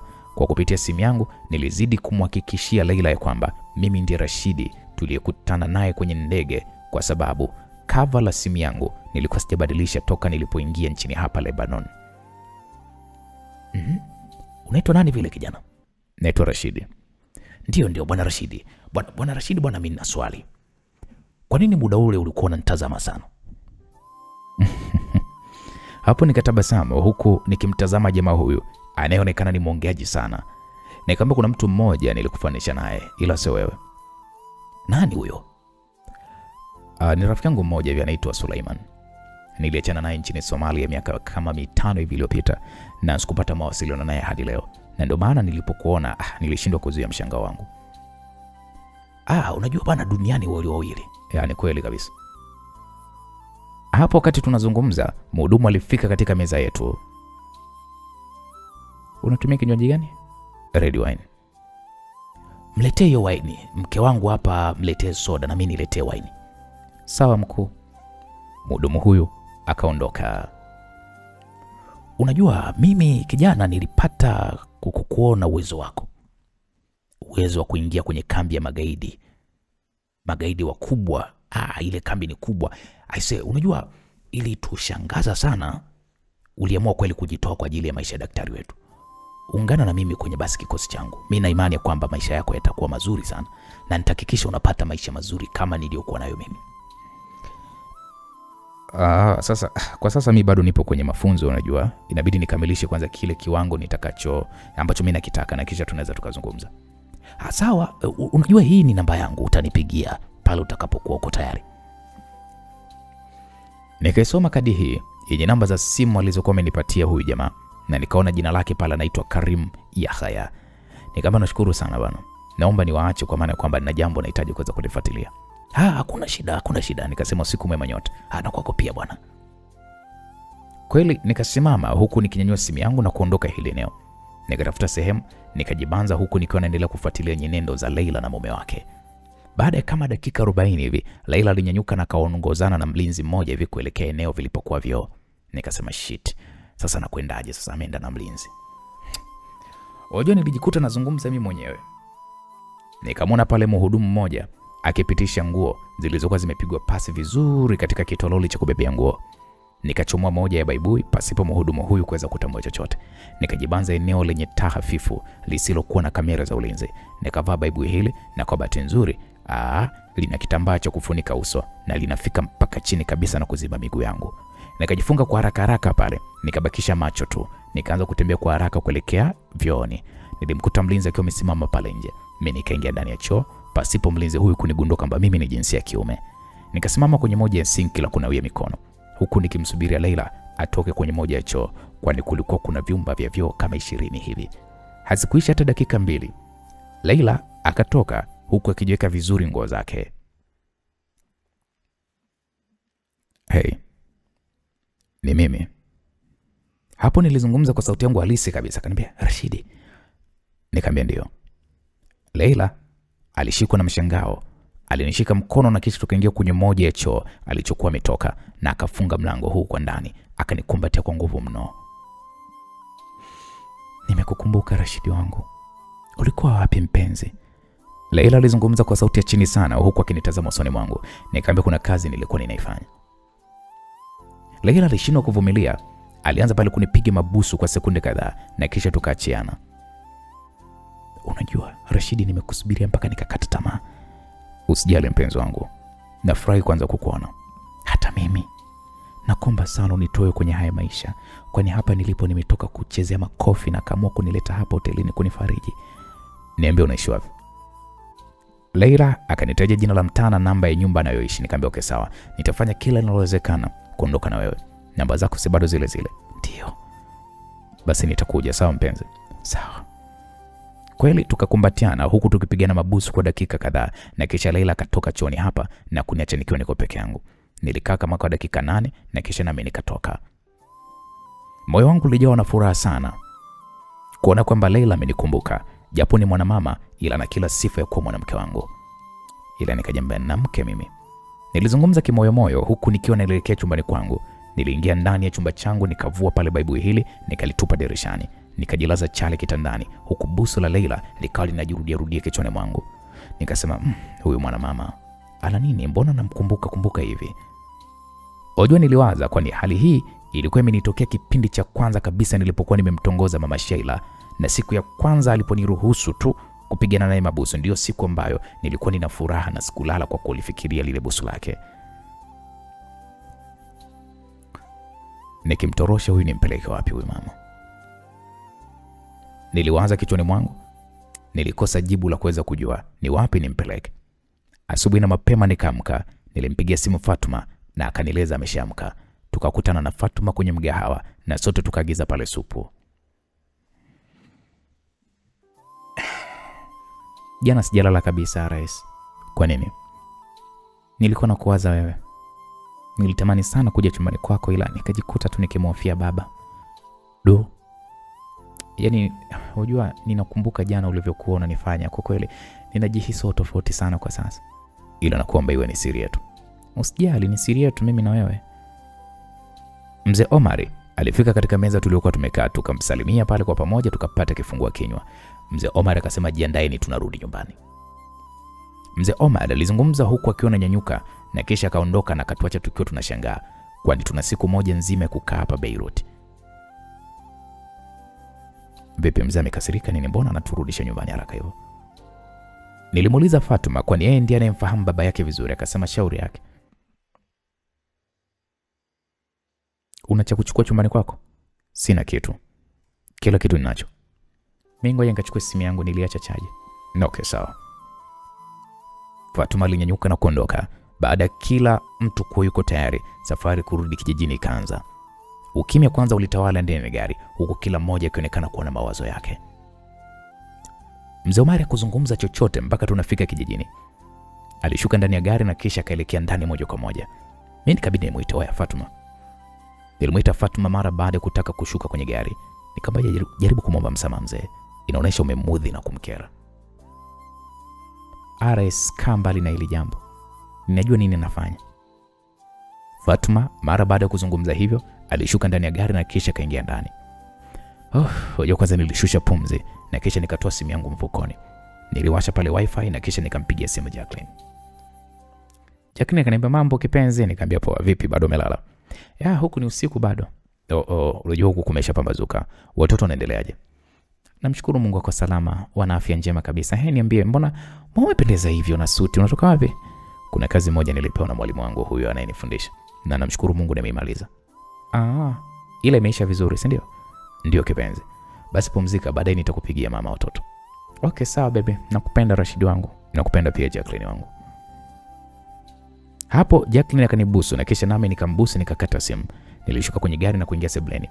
Nilimkuta Fatuma akiwa ameanguka chini huku akilia, na mzee Omar mkononi mwake alikuwa ameshika mkanda, huku jasho likimmwagika na uso ulikuwa umetawaliwa na ghadhabu kweli kweli. Mzee Omar alinitazama kwa sekunde kadhaa na kisha kaingia chumbani kwake. Bora mamangu angekuepo. Na wewe ndo ungekufa. Fatuma alizungumza kwa hasira huku akinyanyuka chini hapa. Aliingia chumbani kwake baada ya dakika kama 5 akatoka akiwa ameshika begi la nguo. Naomba funguo. Fatuma alizungumza kwa hasira, nikamwambia unataka kufanya nini Fatuma? Rashidi, nimekwambia naomba funguo. Au unataka kugombana na mimi? Fatuma alinifokea kwa hasira. Nikaingiza mkono mfukoni nikamkabidhi funguo ya gari. Alitoka nje na mimi nikatoka nje. Nikamwambia Fatuma, mbona unafanya maamuzi haraka namna hii? Sasa ndo unakwenda wapi? Rashidi, niache Rashidi. Fatuma alizungumza kwa nguvu. Nilimwachia mkono wake. Mzee Omar akatoka na kututazama. Mwacha ondoke. Ndio naondoka. Siwezi kuishi na baba kama wewe. Baba muongo. Baba ambaye wewe ndio chanzo cha kifo cha mamangu, alafu leo hii unataka kunifungia mimi maisha yangu. ninajitambua na sitoendelea kuwa mwanao. Na usahau kama ulishawahi kuwa na mtoto kama mimi. Ukitoka nje ule uzio wa geti pale, mimi na wewe habari imekwisha. Hutokuwa mwanangu tena. Ninatoka na nimeshakutoa kwenye mahesabu yangu kama babangu. Baba, unampiga mwanao ana miaka 20 na baba wa aina gani wewe? Fatuma, hebu kuwa mstarabu. Rashidi, funga kinywa chako. Hii haikuhusu. Fatuma akaburuta begi lake, akafungua mlango wa gari, akaliingiza begi, akafunga, akazunguka upande wa pili wa dereva, akapanda. Aliwasha gari hili na akaligeuza kwa kasi na kisha akaondoka nyumbani hapa. Tena aliondoka kwa mwendo wa kasi mno, huku akitutimulia vumbi. Mzee, acha nimfukuzie mara moja. Usijisumbue. Ninahisi hizi pesa nilizompatia ndo zinampatia kiburi. Mzee Omar alizungumza huku macho kitawaliwa na uwekundu mwingi mno. Nikajikuta na guna tu. Ilibidi nigune kwa maana kwamba nimekuja hapa si kwa ajili ya Fatuma, nimekuja hapa kwa ajili ya Mzee Omar. Naam, msikilizaji. Baada ya wiki moja tangu Fatuma aondoke nyumbani hapa na alikata kabisa mawasiliano na sisi, Mzee Omar alianza kunifundisha mafunzo ya kuendesha helikopta. Mafunzo ya kusema ukweli sio rahisi.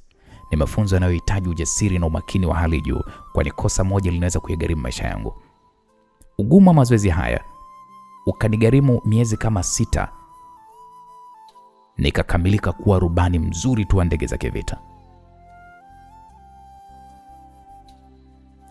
Mzee, utaishi na nani sasa mimi nikiondoka? Nilimuuliza Mzee Omar huku tukiwa tunaendelea kupata kifungua kinywa.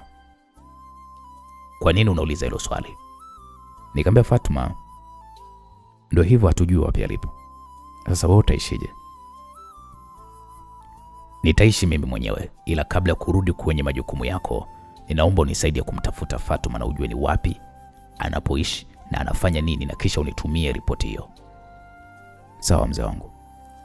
Lakini jambo jingine, sasa hivi umekamilika kwa kila jambo. Ninakukumbusha tu ukawe mtu mwema na si mtu mbaya.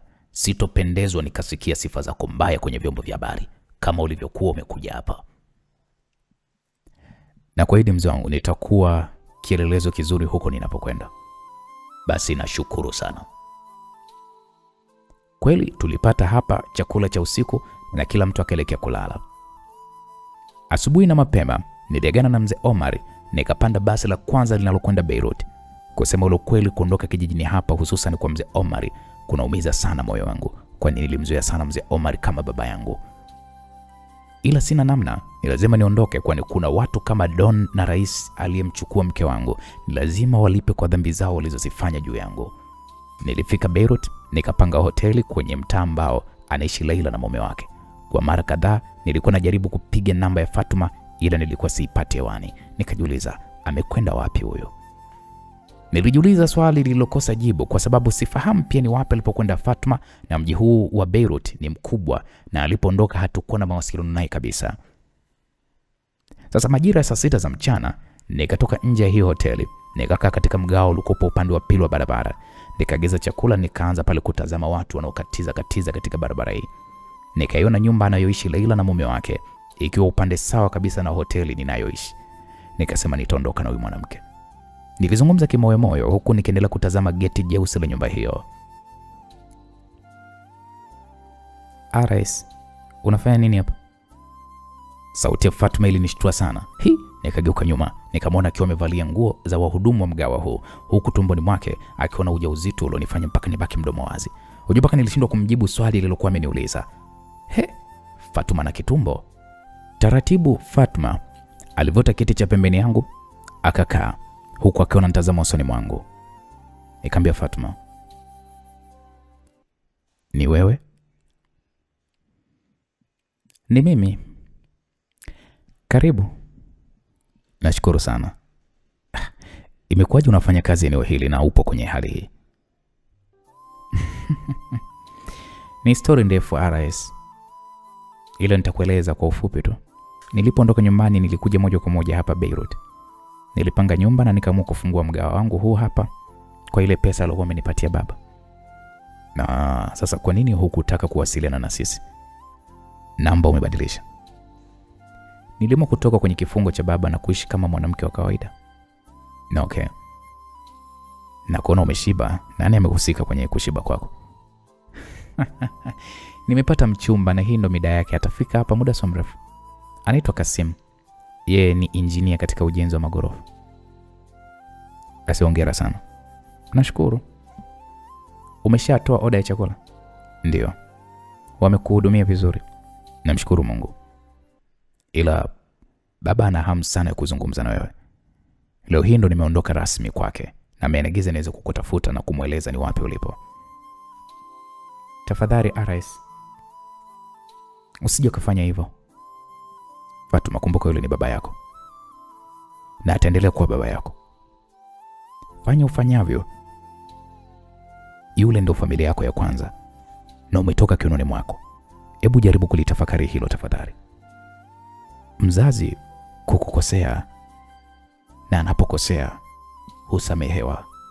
Hebu angalia maisha yako sasa hivi. Umejiozesha wewe mwenyewe, unakwenda kupata na mtoto. Endapo unakufa, unataka hata baba yako asije kumwaga mchanga kwenye kaburi lako. Hapo Fatuma alishusha pumzi na taratibu akanishika kiganja cha mkono wangu wa kulia. Rashidi, naam. Natambua wewe ni mtu mwema sana. Umeishi na sisi pale nyumbani kwa wema na furaha. Na pia nakushukuru sana kwa kuweza kunitoa usichana wangu. Ile siku ni kama ulinizindua kutoka kwenye hali ambayo leo hii imenifikisha hapa nilipofika. Mimi mwanamke nimeumbwa kwa ajili ya kutengeneza familia kama ulivyoniambia. Nitaanzisha familia yangu na maisha pia yataendelea. Jamaa mmoja mrefu kiasi na mwembamba alifika katika hii meza na Fatuma akasimama na akakumbatiana naye huku akipigana mabusu. Rashidi, huyu ndiye mchumba wangu anaitwa Kasim. Kasim, huyu hapa ni kakangu anaitwa Rashidi. Nashukuru sana kukufahamu bwana shemeji. Na mimi pia nafurahi kukufahamu. Hapo nilizungumza huku nikimdadisi Kasimu usoni mwake. Kasimu alivuta kiti cha pembeni yangu akakaa. Ila bwana hukuwahi kuniambia kwamba una kaka. Kasimu alizungumza huku akimtazama Fatuma usoni mwake. Ndio kakaangu huyo. Sikupenda uyajue sana maisha yangu ya nyuma. Ila mimi ni mchumba wako na ninakwenda kuwa mume wako, kwa nini unanificha bwana? Hey, shemeji. Nini? Kasimu alizungumza kwa ukali kidogo. Jambo likinifanya nishangae. Nikamwambia hivi ndivyo unavyoishi na dadangu ama ni vipi? Tulia, sizungumzi na wewe. Kaka gani anakushika viganja vya mikono kama mpenzi wako? Au nyinyi mnatongozana hapa? Fatuma alifumbua macho huku akimtazama Kasimu usoni mwake. Niambie wewe mwanamke. Uniambia huna ndugu, huna baba wala huna mama, alafu unakuja kuniletea michezo ya kuigiza hapa. Kaka gani mweusi hivi?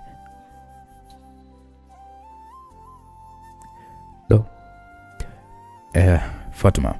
Ndio Rashidi. Mbona unakuwa mwanaume asiyekuwa na adabu hata kidogo? Nishamzoea. Basi ngoja nimfunze jambo. Nilizungumza huku nikikishika kiti cha Kasimu karibu yangu. Hakutegemea kama nitatumia nguvu hiyo ya kuvuta kile kiti chake. Nilimshika kiganja cha mkono wake wa kulia, nikaanza pale kukiminya kwa nguvu mno. Nikamwambia, nisikilize wewe pimbi, ambaye unajua wewe ni Mungu mtu, unahitaji kuabudiwa. Dadangu hakuwa na mpango wa kuolewa, ila alikuwa na mpango wa kupata ujauzito. Sasa kuanzia hivi sasa, endapo nitakuona unamsogelea au unakanyaga hapa, nitakuwa. Nadhani umenielewa. Hapo nilizungumza huku nikiminya sana kiganja cha Kasimu na kumfanya uso wake uonyeshe kwamba ni namna gani alivyokuwa anapata maumivu hayo. Fatuma, unahitaji mume au mtoto? Mtoto, ila alikuwa kiniganda. Basi umesikia hatukuhitaji wala hupaswi kuwa hapa. Potea. Nilimwachia Kasimu mkono wake. Alisimama na kuondoka eneo hili huku akiwa amejawa na hasira mno. Yaani bora hata umenisaidia. Nilikuwa natamani kumwambia kwamba mimi na yeye basi. Ile nikawa tunashindwa kumwambia. Ila ujauzito ni mali yake, si ndio? Ndio. Sawa, turudi kwenye mada yetu. Mzee anakuhitaji, tafadhali hebu jaribu hata kumpigia simu. Kumbuka yupo kwenye umri mkubwa sana. Muda wote Mungu anaweza kumchukua. itakuwa ni jambo baya sana kwenye maisha yako kama hutozungumza hata neno la mwisho na yeye. Tafadhali sana Fatuma, nakuomba. Hapo nilimshawishi Fatuma kwa kama nusu saa na akakubali nimpigie simu baba yake na atazungumza naye kupitia simu yangu. Kweli nilimpigia mzee Omar simu. Nikamwambia, baba, nimefanikiwa kufika salama na nimefanikiwa pia kumpata Fatuma. Huyu hapa, zungumza naye. Anashukuru sana Rashidi, nashukuru sana. Hapo nikampatia simu Fatuma. Alitazama kwa sekunde kadhaa na kisha kaiweka sikioni mwake. Baba, nipo salama. Baba, kurudi na kuishi huko kwa sasa ni ngumu, ila nitakuja kukusalimia. Kusema ukweli sijui nitakuja lini. Baba, naomba tuwasiliane usiku, kwa sasa nipo kazini. Fatuma akanirudishia simu huku machozi yakimlengalenga. Alisimama na kaondoka eneo hili. Nikaiweka simu sikioni mwangu. Nikasema, ndio mzee. Yuko eneo gani? Hapo nikamtajia mtaa, nikamtajia jina la mgahawa ambao Fatuma anamiliki, na kisha nikakata simu. Chakula changu kililetwa mezani. Nikasema pale, samani,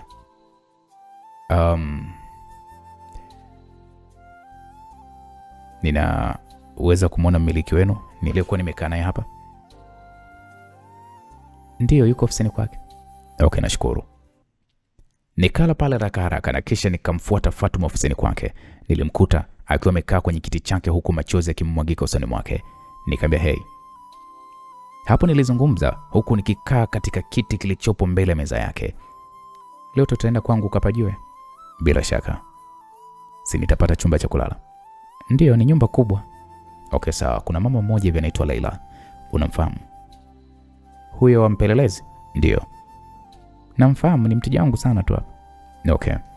Umemjuaje? Nilikutana naye kwenye ndege kipindi ninakuja huku. Kuna mambo mengi sana tulizungumza, hivyo ningependa kumsaidia. Wewe, mume wake ninavyosikia kwa habari za haraka za hapa mtaani, anamnyanyasa sana mke wake na hahitaji hata awe na marafiki. Yaani ni yeye kama yeye. Alishaniambia hayo mambo. Nahitaji kumsaidia na kuondoka naye hapa Lebanon. Wewe Rashidi, mbona unacheza michezo ya hatari kwa maana kwamba mume wake ni mkatili sana na ni mtu hatari? Kuondoka naye atakusaka popote mwendapo. Hebu acha kuingilia maisha ya watu ambaye atakuweka kwenye wakati mgumu. Je, naweza nikaonana naye leo? Ndio. Sidhani, kwa maana kwamba nasikia kwamba amelazwa. Kwa sababu gani? Mume wake alimpiga hapa majuzi hadi akazima, hivyo sijajua kama amesharudishwa nyumbani au yuko hospitalini. Nilijikuta nikitawaliwa na ghadhabu kali sana moyoni mwangu, ila nikajizuia tu. Fatuma, nahitaji kumsaidia huyu mama. Tafadhali nisaidie kwenye hili. Asa mimi nitakusaidiaje? Niambie tu hospitali gani yupo. Sijajua, labda ngoja nimuulize mtu. Fatuma akatoka ofisini kwake hapa na baada ya muda akarudi akiwa na kikaratasi na kisha kanikabidhi. Hiyo ni hospitali inaitwa Lau Medical Center Risk. Ipo katika mtaa unaoitwa Zahar na sio mbali sana na hapa. Okay, sawa. Ila Rashidi, tambua huyu mama mume wake ndo yule jamaa ulomtazama siku ile pale tulipokuwa tunamkabidhisha daktari. Hivyo jiangalie usije kapotea ndugu yangu. Usijali, hili swala mimi nitalifanya kimya kimya. Kivipi? Nitadili kwanza na mume wake na kisha nitaondoka naye. Hebu niambie nini ambacho unataka kukifanya kwa mume wake? Fatuma alizungumza huku akinikazia macho. Nikasema muda wake wa kuishi umefika mwisho. Wewe kichaa kweli wewe. Unataka kwenda kumuua afisa mkubwa tena wa upelelezi kama yule? Unahisi ni nini kitakachotokea? Hebu achana na hayo mambo. Utatafutwa sehemu dunia nzima. Usijali, nitajua nini cha kufanya. Ngoja nikamuone. Chukua gari yangu, ukimaliza rudi hapa unichukue. Fatuma alinikabidhi funguo gari yake na kisha nikagana naye na kuelekea katika hospitali hiyo kwa kufuata msaada wa ramani ya simu yangu. Nilifika hospitalini hapa ambapo watu ni wengi sana na ninahofia sana kumuulizia Leila kwa sababu mume wake anaweza akaambiwa juu ya kuuliziwa kwa mke wake. Nikaanza kuzunguka ghorofa moja baada ya nyingine kuelekea juu.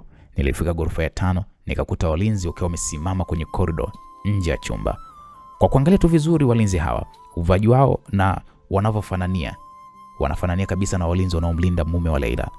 Kutokana na kwamba kwenye corridor hii wanakatiza watu wa kila aina, nikatafuta sehemu nikakaa.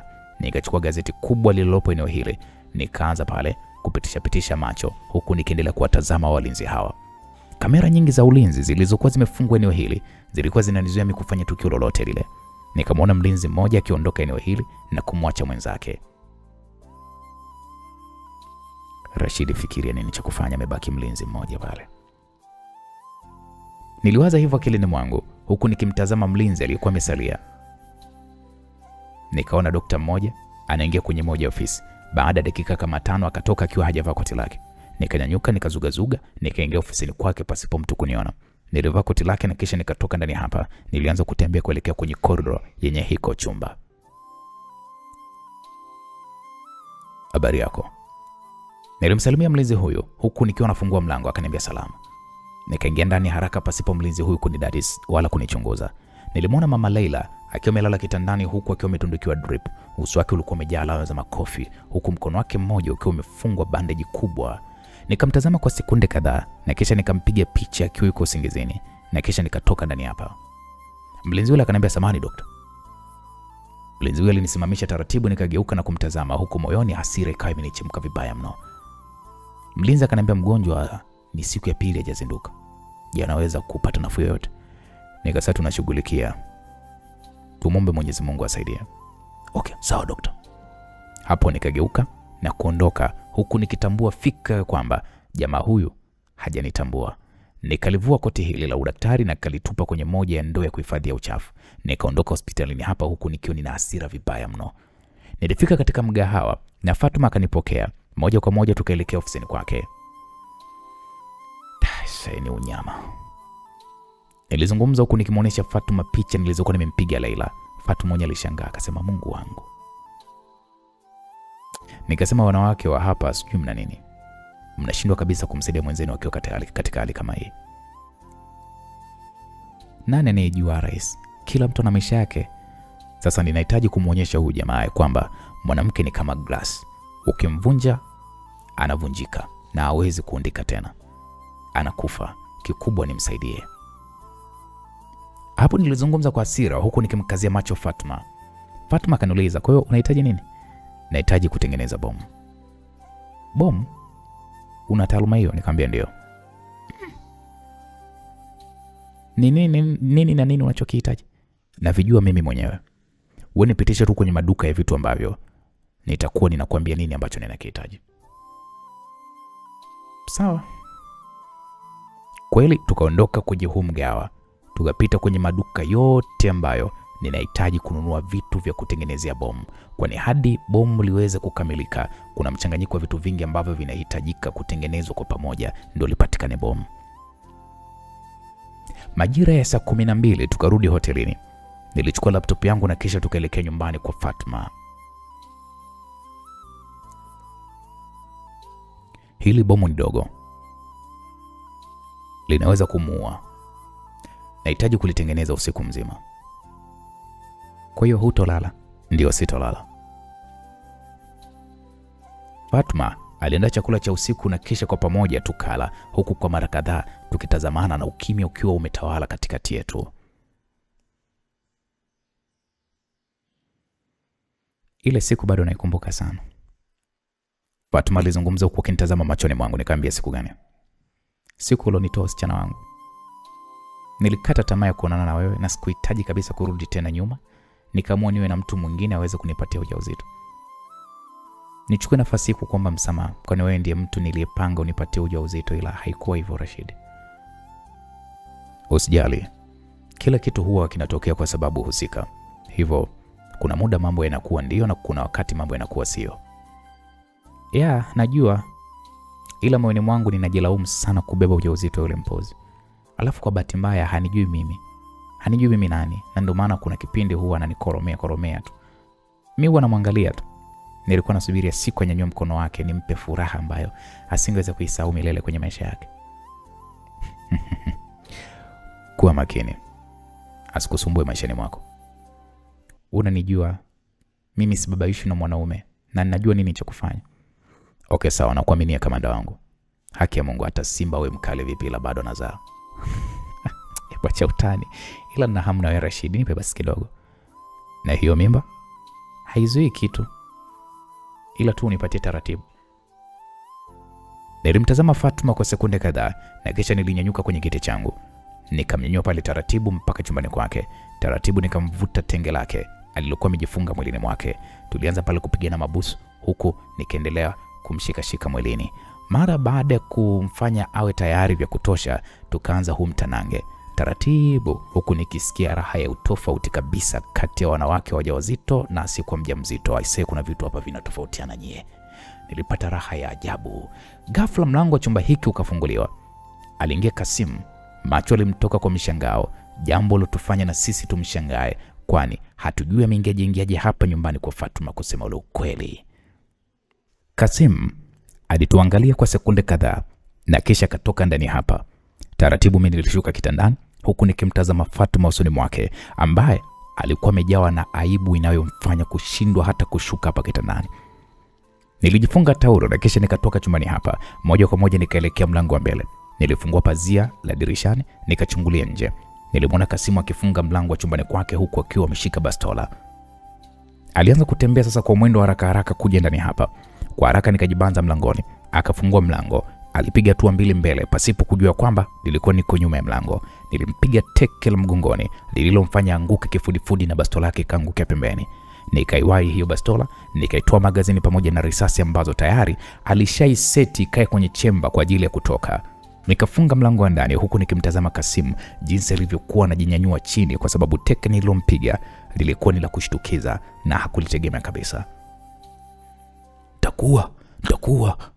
Kasimu alizungumza kwa nguvu huku akinifuata kwa kasi. Alirusha ngumi 2-3 zote nikazikwepa, na nilichokijia kugundua ni kwamba hana uwezo wa kupigana.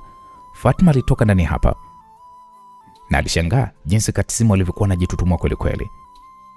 Malaya mkubwa, siku zote ninatoa muda wangu na kuhudumia kadiri ninavyoweza, kumbe unakuja kutembea na masoko kama hawa.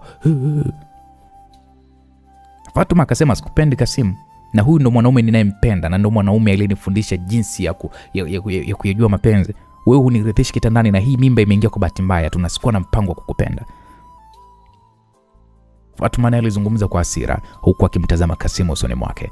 Kasimu akamfuata kwa kasi Fatuma ili ampige, ila alikutana na teke la kifua lililomwangusha chini mzima, na kwa bahati mbaya kichwa chake eneo la kisogoni ikapigiza kwenye pembe za meza ya kioo. Akapiga chini, akatulia tuli. Taratibu damu zikaanza kusambaa sakafuni. Ares, nimeua. Fatuma alizungumza kwa uhamaki. Nikachuchumaa nikamgusa Kasimu eneo la kisogoni kwake na kisha nikamtazama Fatuma usoni mwake. Nikasema amekufa. Nilizungumza huku nikinyanyuka. Sasa tunafanyaje Rashidi? Tulia. Kwa sasa inabidi tufikirie nini tunatakiwa kuweza kukifanya. Naogopa mume wangu. Usiogope. Tuangalie nini cha kufanya. Na umenitaje? Mume wangu bana.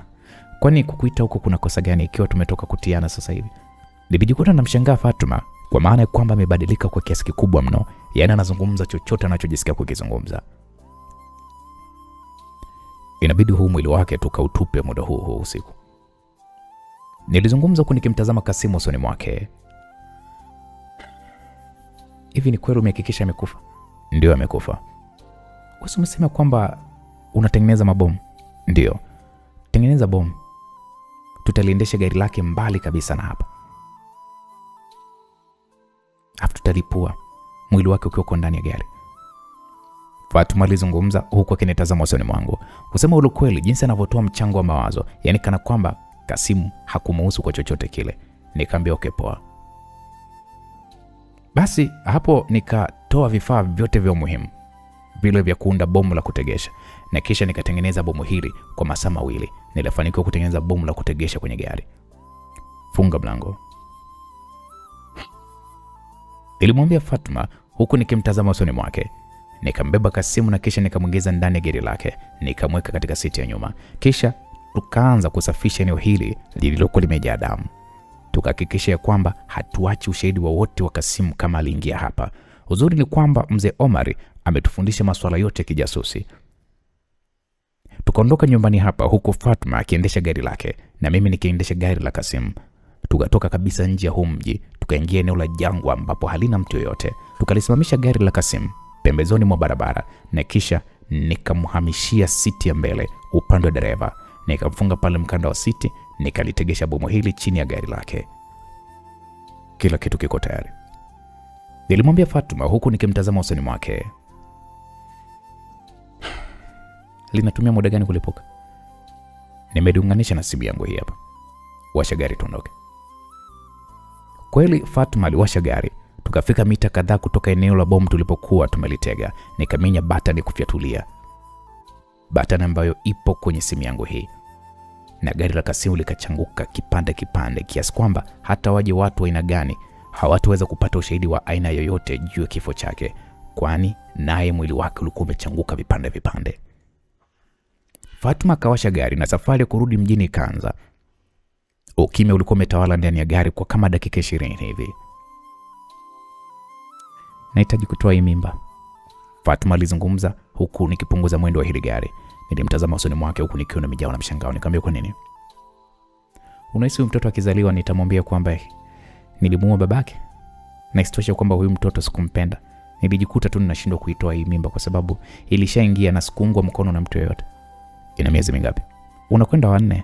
Wewe, mbona inaonekana kama ina miezi 6? Ni 4, tena bado haijakamilika. Sijijua kama ni rahisi kutoa mimba miezi 4. Vyovyote itakavyokuwa, ni lazima niitoe. Fatma alizungumza kwa msisitizo na inavyoonekana ni wazo lilokuwa nalo toka zamani. Tukafika nyumbani. Kwa kutumia kifaa maalum cha kutambua alama za vidole ambazo zinaachwa kwenye maeneo ambayo mtu anashika, tukazifuta alama za vidole za Kasimu katika kitasa cha mlango wa sebleni na mlango wa chumbani. Kwa kipindi ambacho tunafuta alama za damu ya Kasimu, tulikuwa tumevaa gloves ambazo nilizinunua mchana nilipokuwa ninafanya manunuzi ya vifaa vya kutengenezea bomu. Tulipohakikisha ushahidi wote tumeufuta, tukavua gloves zetu tukazichoma moto mpaka tukahakikisha kwamba zinakuwa majivu, na majivu haya tukayamwaga kwenye sinki la chooni.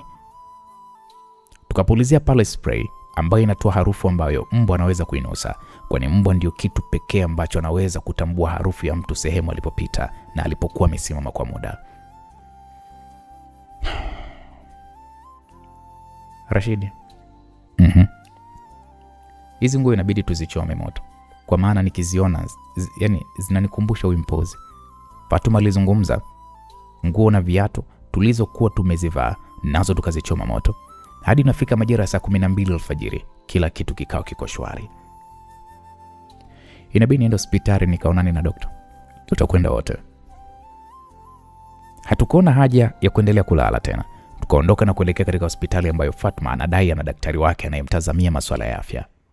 Saa 1 na dakika 10 tukaingia ofisini kwa daktari. Tukasalimiana naye. Fatma akamweleza haja ya kutoa ujauzito huo, jambo lilomfanya daktari ashangae sana. Unajua hilo unalotaka kulifanya linaweza kupelekea kuharibika kwa kizazi chako, au hata wewe mwenyewe ukafariki. Hiyo ni jambo la hatari, na isitoshe ujauzito wako umeshaanza kukua. Daktari alizungumza kwa msisitizo. Fatma alifungua pochi yake na kutoa bunda la pesa, akaweka pale mezani kwa daktari na kumfanya daktari shushe pumzi nyingi mno, huku akiwa anatazama zile pesa kwa macho yenye uchu mno. Najua unaweza kuitoa hii mimba pasipo kufa wala kizazi changu kuharibika. Ila Fatma, unajua hii ni kinyume na kazi yangu, na endapo likitokea lolote nitafukuzwa kazi. Fatma alitoa kibunda cha pili cha pesa na kukiweka mezani. Daktari akaweka miwani yake vizuri huku akitutazama sote. Huyu ni nani? Kakangu. Daktari alijikuna kichwani mwake kwa sekunde kadhaa huku akionekana kama vile anatafakari jambo. Okay, sawa, nitajitahidi kadiri ya ninavyoweza, ila nitahitaji iwe siri yenu. Usiwe na shaka daktari. Kaka, inabidi utusubiri hapo nje. Sawa daktari, nashukuru. Nilitoka ofisini hapa ambapo kuna chumba cha ofisi na chumba cha matibabu, kwani daktari huyu ni wa wagonjwa kina mama. Lisali moja likapita na daktari akatoka ndani hapa, akaniita. Niliingia huku nikimtazama usoni mwake. Sasa nimefanikiwa kila niwezalo, na hali ya mgonjwa ni salama. Kwa sasa namsubiria azinduke kama dakika 10 hivi hadi 20. Mimba imetoka na kizazi chake kipo salama. Ila akirudi nyumbani inabidi ale vitu vya moto kama viazi vya kuchemsha, ila vilivyopondwa pondwa. Na pia hakikisha kwamba hafanyi kazi ngumu ndani ya wiki moja. Kuna dawa hizi hapa nimeziandika hapa, zitamsaidia kupunguza maumivu pamoja na kumpatia nguvu. Okay. Nashukuru daktari. Ila ninawaomba sana iwe siri. Hata mtu akiuliza mimba yake mumdanganye kivyo vyote ili kunitoa mimi kwenye hili janga. Nadhani tumeelewana. Nikamwambia ndio. Nikasubiri kwa dakika alizokuwa amenitajia daktari. Fatuma alizinduka huko akiwa amechoka vibaya mno na nguvu zikiwa zimemwishia mwilini. Yani mwili mzima nguvu ana. Daktari alimchoma moja ya sindano aliyotuambia kwamba itampatia nguvu na kutembea hadi nyumbani. Tuliondoka hospitalini hapa, tulifika nyumbani nikamwandalia Fatuma uji wa moto kiasi. Jamani, ndo mwingi hivi. Ndo hivyo, kunywa urudishe nguvu. Ila RS, hili bakuli ni kubwa mno. Sawa, ni kubwa. Kamulia limau kunywa. Unanikomoa.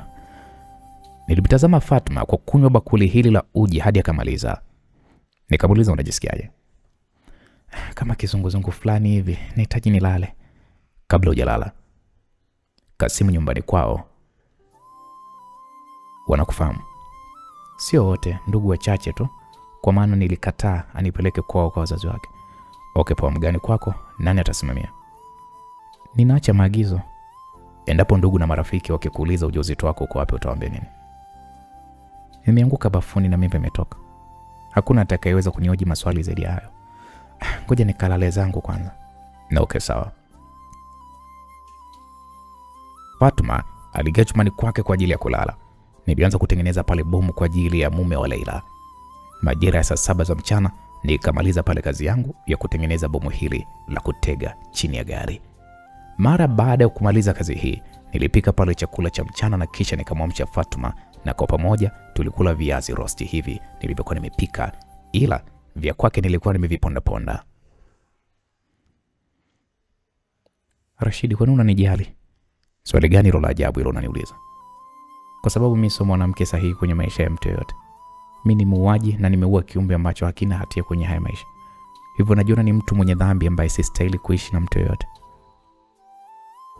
Fatuma alizungumza kwa uchungu sana, na hapo ndipo nikagundua tatizo jingine kwake, ambalo tatizo la kisaikolojia ambalo tayari limeshaanza kumtafuna taratibu kwenye ubongo wake. Nikamsikiliza Fatuma. Mimi ni nani kwako? Nikikuita mume wangu nitakosea kwa sababu tayari una familia yako. Na nikikuita kaka pia nitakuwa nakosea kwa sababu umeshaona utupu wangu na umenitoa usichana wangu. Okay, sawa, mimi ni mpenzi wako, sawa. Haukuua kutokana na bahati mbaya, ila uliua kwa sababu ya mapenzi yako hayapo kwa yule mwanaume. Laiti ungekuwa umependa, usingemua yeye na kiumbe chake. Niko tayari kuhakikisha ninakupatia kiumbe kingine, sawa. Alafu kile ulichokitoa hakuwa mtoto, bali zile tu ni processes za kutengeneza mtoto. Ila ungekuwa umeua mtoto kamili, hapo sawa. Mimba ya miezi 2-3 sio mimba hiyo, bado kilikuwa ni kijusi. Ila Rashid, unanipa tu moyo. Utaondoka na kuniacha peke yangu. Kumbuka wewe hapa ni mtembezi, umekuja tu na utaondoka. Jinsi unavyoonekana huna mapenzi ya kumpenda mwanamke mwingine tofauti na Jacqueline ambaye ni mke wako. Ebu Fatuma, nisikilize. Wewe ni mwanafamilia wangu, sawa? Utakapobeba mimba yangu itafanya furaha yako iweze kurudi, na endapo furaha yako ikirudi, basi utaishi maisha ya furaha tena. Vipi daktari, amekuambiaje? Amekwambia nini kuhusiana na kizazi changu? Amenieleza kwamba kizazi chako kiko salama na una uwezo wa kupata mtoto mwingine bila shida yoyote. Kwenye TV hamna habari yoyote kuhusiana na kifo cha Kasimu? Kwa maana hakuna simu wala message nilotumiwa na mtu wake wa karibu. Na mimi bado hawajajua. Kwani kule tulipokwenda kumlipua ni jangwani, na hadi gari na mwili wake vije kutambulika sio jambo rahisi. Kwani lile bomu ni kubwa? Ndio, ni kubwa. Linachangua kila kitu. Okay, sawa, ni jambo zuri. Yaani umenidolea mzigo ambao nilikuwa natamani sana uweze kuniepuka kwenye maisha yangu. Sikuwa na ujuzi mkubwa kwenye mapenzi ya kumkataa mwanaume. Usijali mpenzi, kila jambo litakwenda sawa. Baada ya siku 2, tulipokea taarifa ya kupotea kwa Kasim. Ndugu na jamaa wa karibu wa Kasim walimuuliza Fatuma kama anafahamu ni wapi alipokwenda Kasim, naye pia kadai mara ya mwisho kuachana naye ilikuwa ni mgawani kwake. Ila kutokana na mtu wa kusafiri mara kwa mara, hawakuwa na shaka kabisa, akihisi kwamba amekwenda nje ya mkoa ama vijijini huko.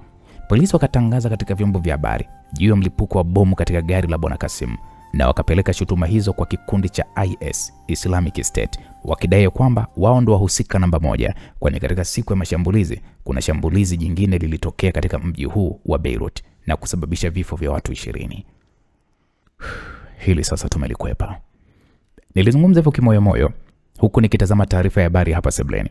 Fatuma kaungana na ndugu wa Kasim katika kuadhimisha kifo cha Kasim, huku wengi wakimsikitikia Fatuma kwa mimba yake kuharibika. Sikuhitaji kuungana nao katika huo msiba unaofanyika nyumbani kwa wazazi wa Kasim. Mimi nikaanza upelelezi wangu wa kuhakikisha kwamba ninafahamu hali ya Leila. Nikaja kugundua amesharuhusiwa hospitalini na amerudishwa nyumbani, na ulinzi wa nyumbani kwake hapo ni mkali vibaya mno.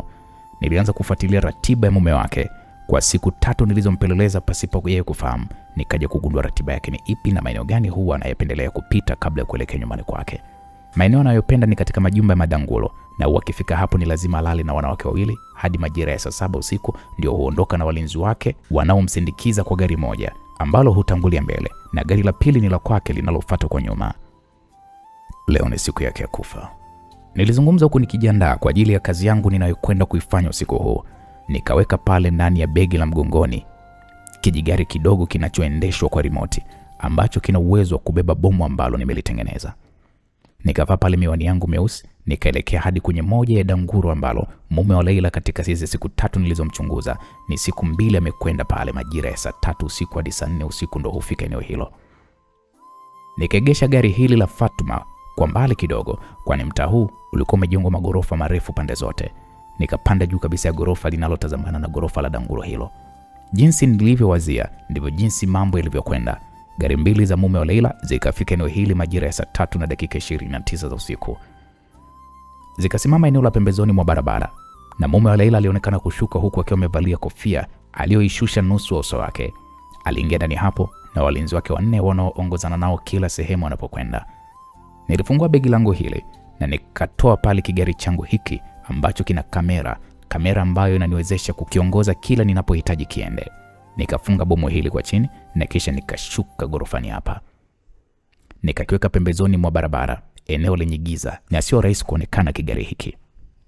Nikarudi juu kabisa ya gorofa, nikaanza kukiendesha hiki kigari mpaka kwenye gari la mume wa Leila. Kigari hichi kidogo nilikifunga sumaku maalum ambayo inaweza kunata kwenye chuma, na hivi ndivyo nilivyohitaji. Kitendo cha kigari hiki kuingia katika uvungu wa gari la mume wa Leila kikanata kikiwa kina bomu lake. Nikasema leo unakwenda kufa mshenzi mkubwa wewe. Nilizungumza kimoyomoyo huku nikiendelea kusubiria, kwani jamaa akiamua tu kukaa ndani ya dangulo hili huwa anakaa kweli kweli. Na nilishawahi kuingia siku ya kwanza alipoingia, na nilikutana na wanawake warembo sana wenye kila aina ya sifa za kuitwa wanawake warembo. Hadi nafika saa 8 za usiku, mume wa Leila hajatoka ndani hapa. Mvua ilianza kunyesha na kunifanya sasa nivumilie huku nikimsubiria muhalifu wangu. Majira ya saa 11 kasoro alfajiri, mume wa Leila akatoka ndani ya dangulo hilo huku akiwa na walinzi wake. Nilishtuka kidogo mara baada ya kumwona mmoja wa machangudoa akiingia ndani ya gari hilo, jambo ambalo sio mpango wangu mimi kumwangamiza, kwani mtu ninayemhitaji ni mume wa Leila, na hata kama akifa na walinzi wake ambao anaungana nao kwenye dhambi zake mbaya, sio mbaya, ila sio kwa mtu mwingine ambaye hausiki kwenye hili jambo. Haya sasa, mume wa Leila ameingia kwenye mtego wa Rashidi. Je, Rashidi atamlipua mwanaume huyo ikiwa ndani ya gari hilo kuna changudoa ambaye hausiki kwenye huo mpango? Bwana, usikose kufuatilia kisa hiki cha kusisimua. Itakuwa ni sehemu ya 14, mzigo mtamu wa kuitwa Rise Up kutoka kwake Edazaria G Msulwa. Bwana, mimi naitwa Uncle J. Bye bye kwa sasa.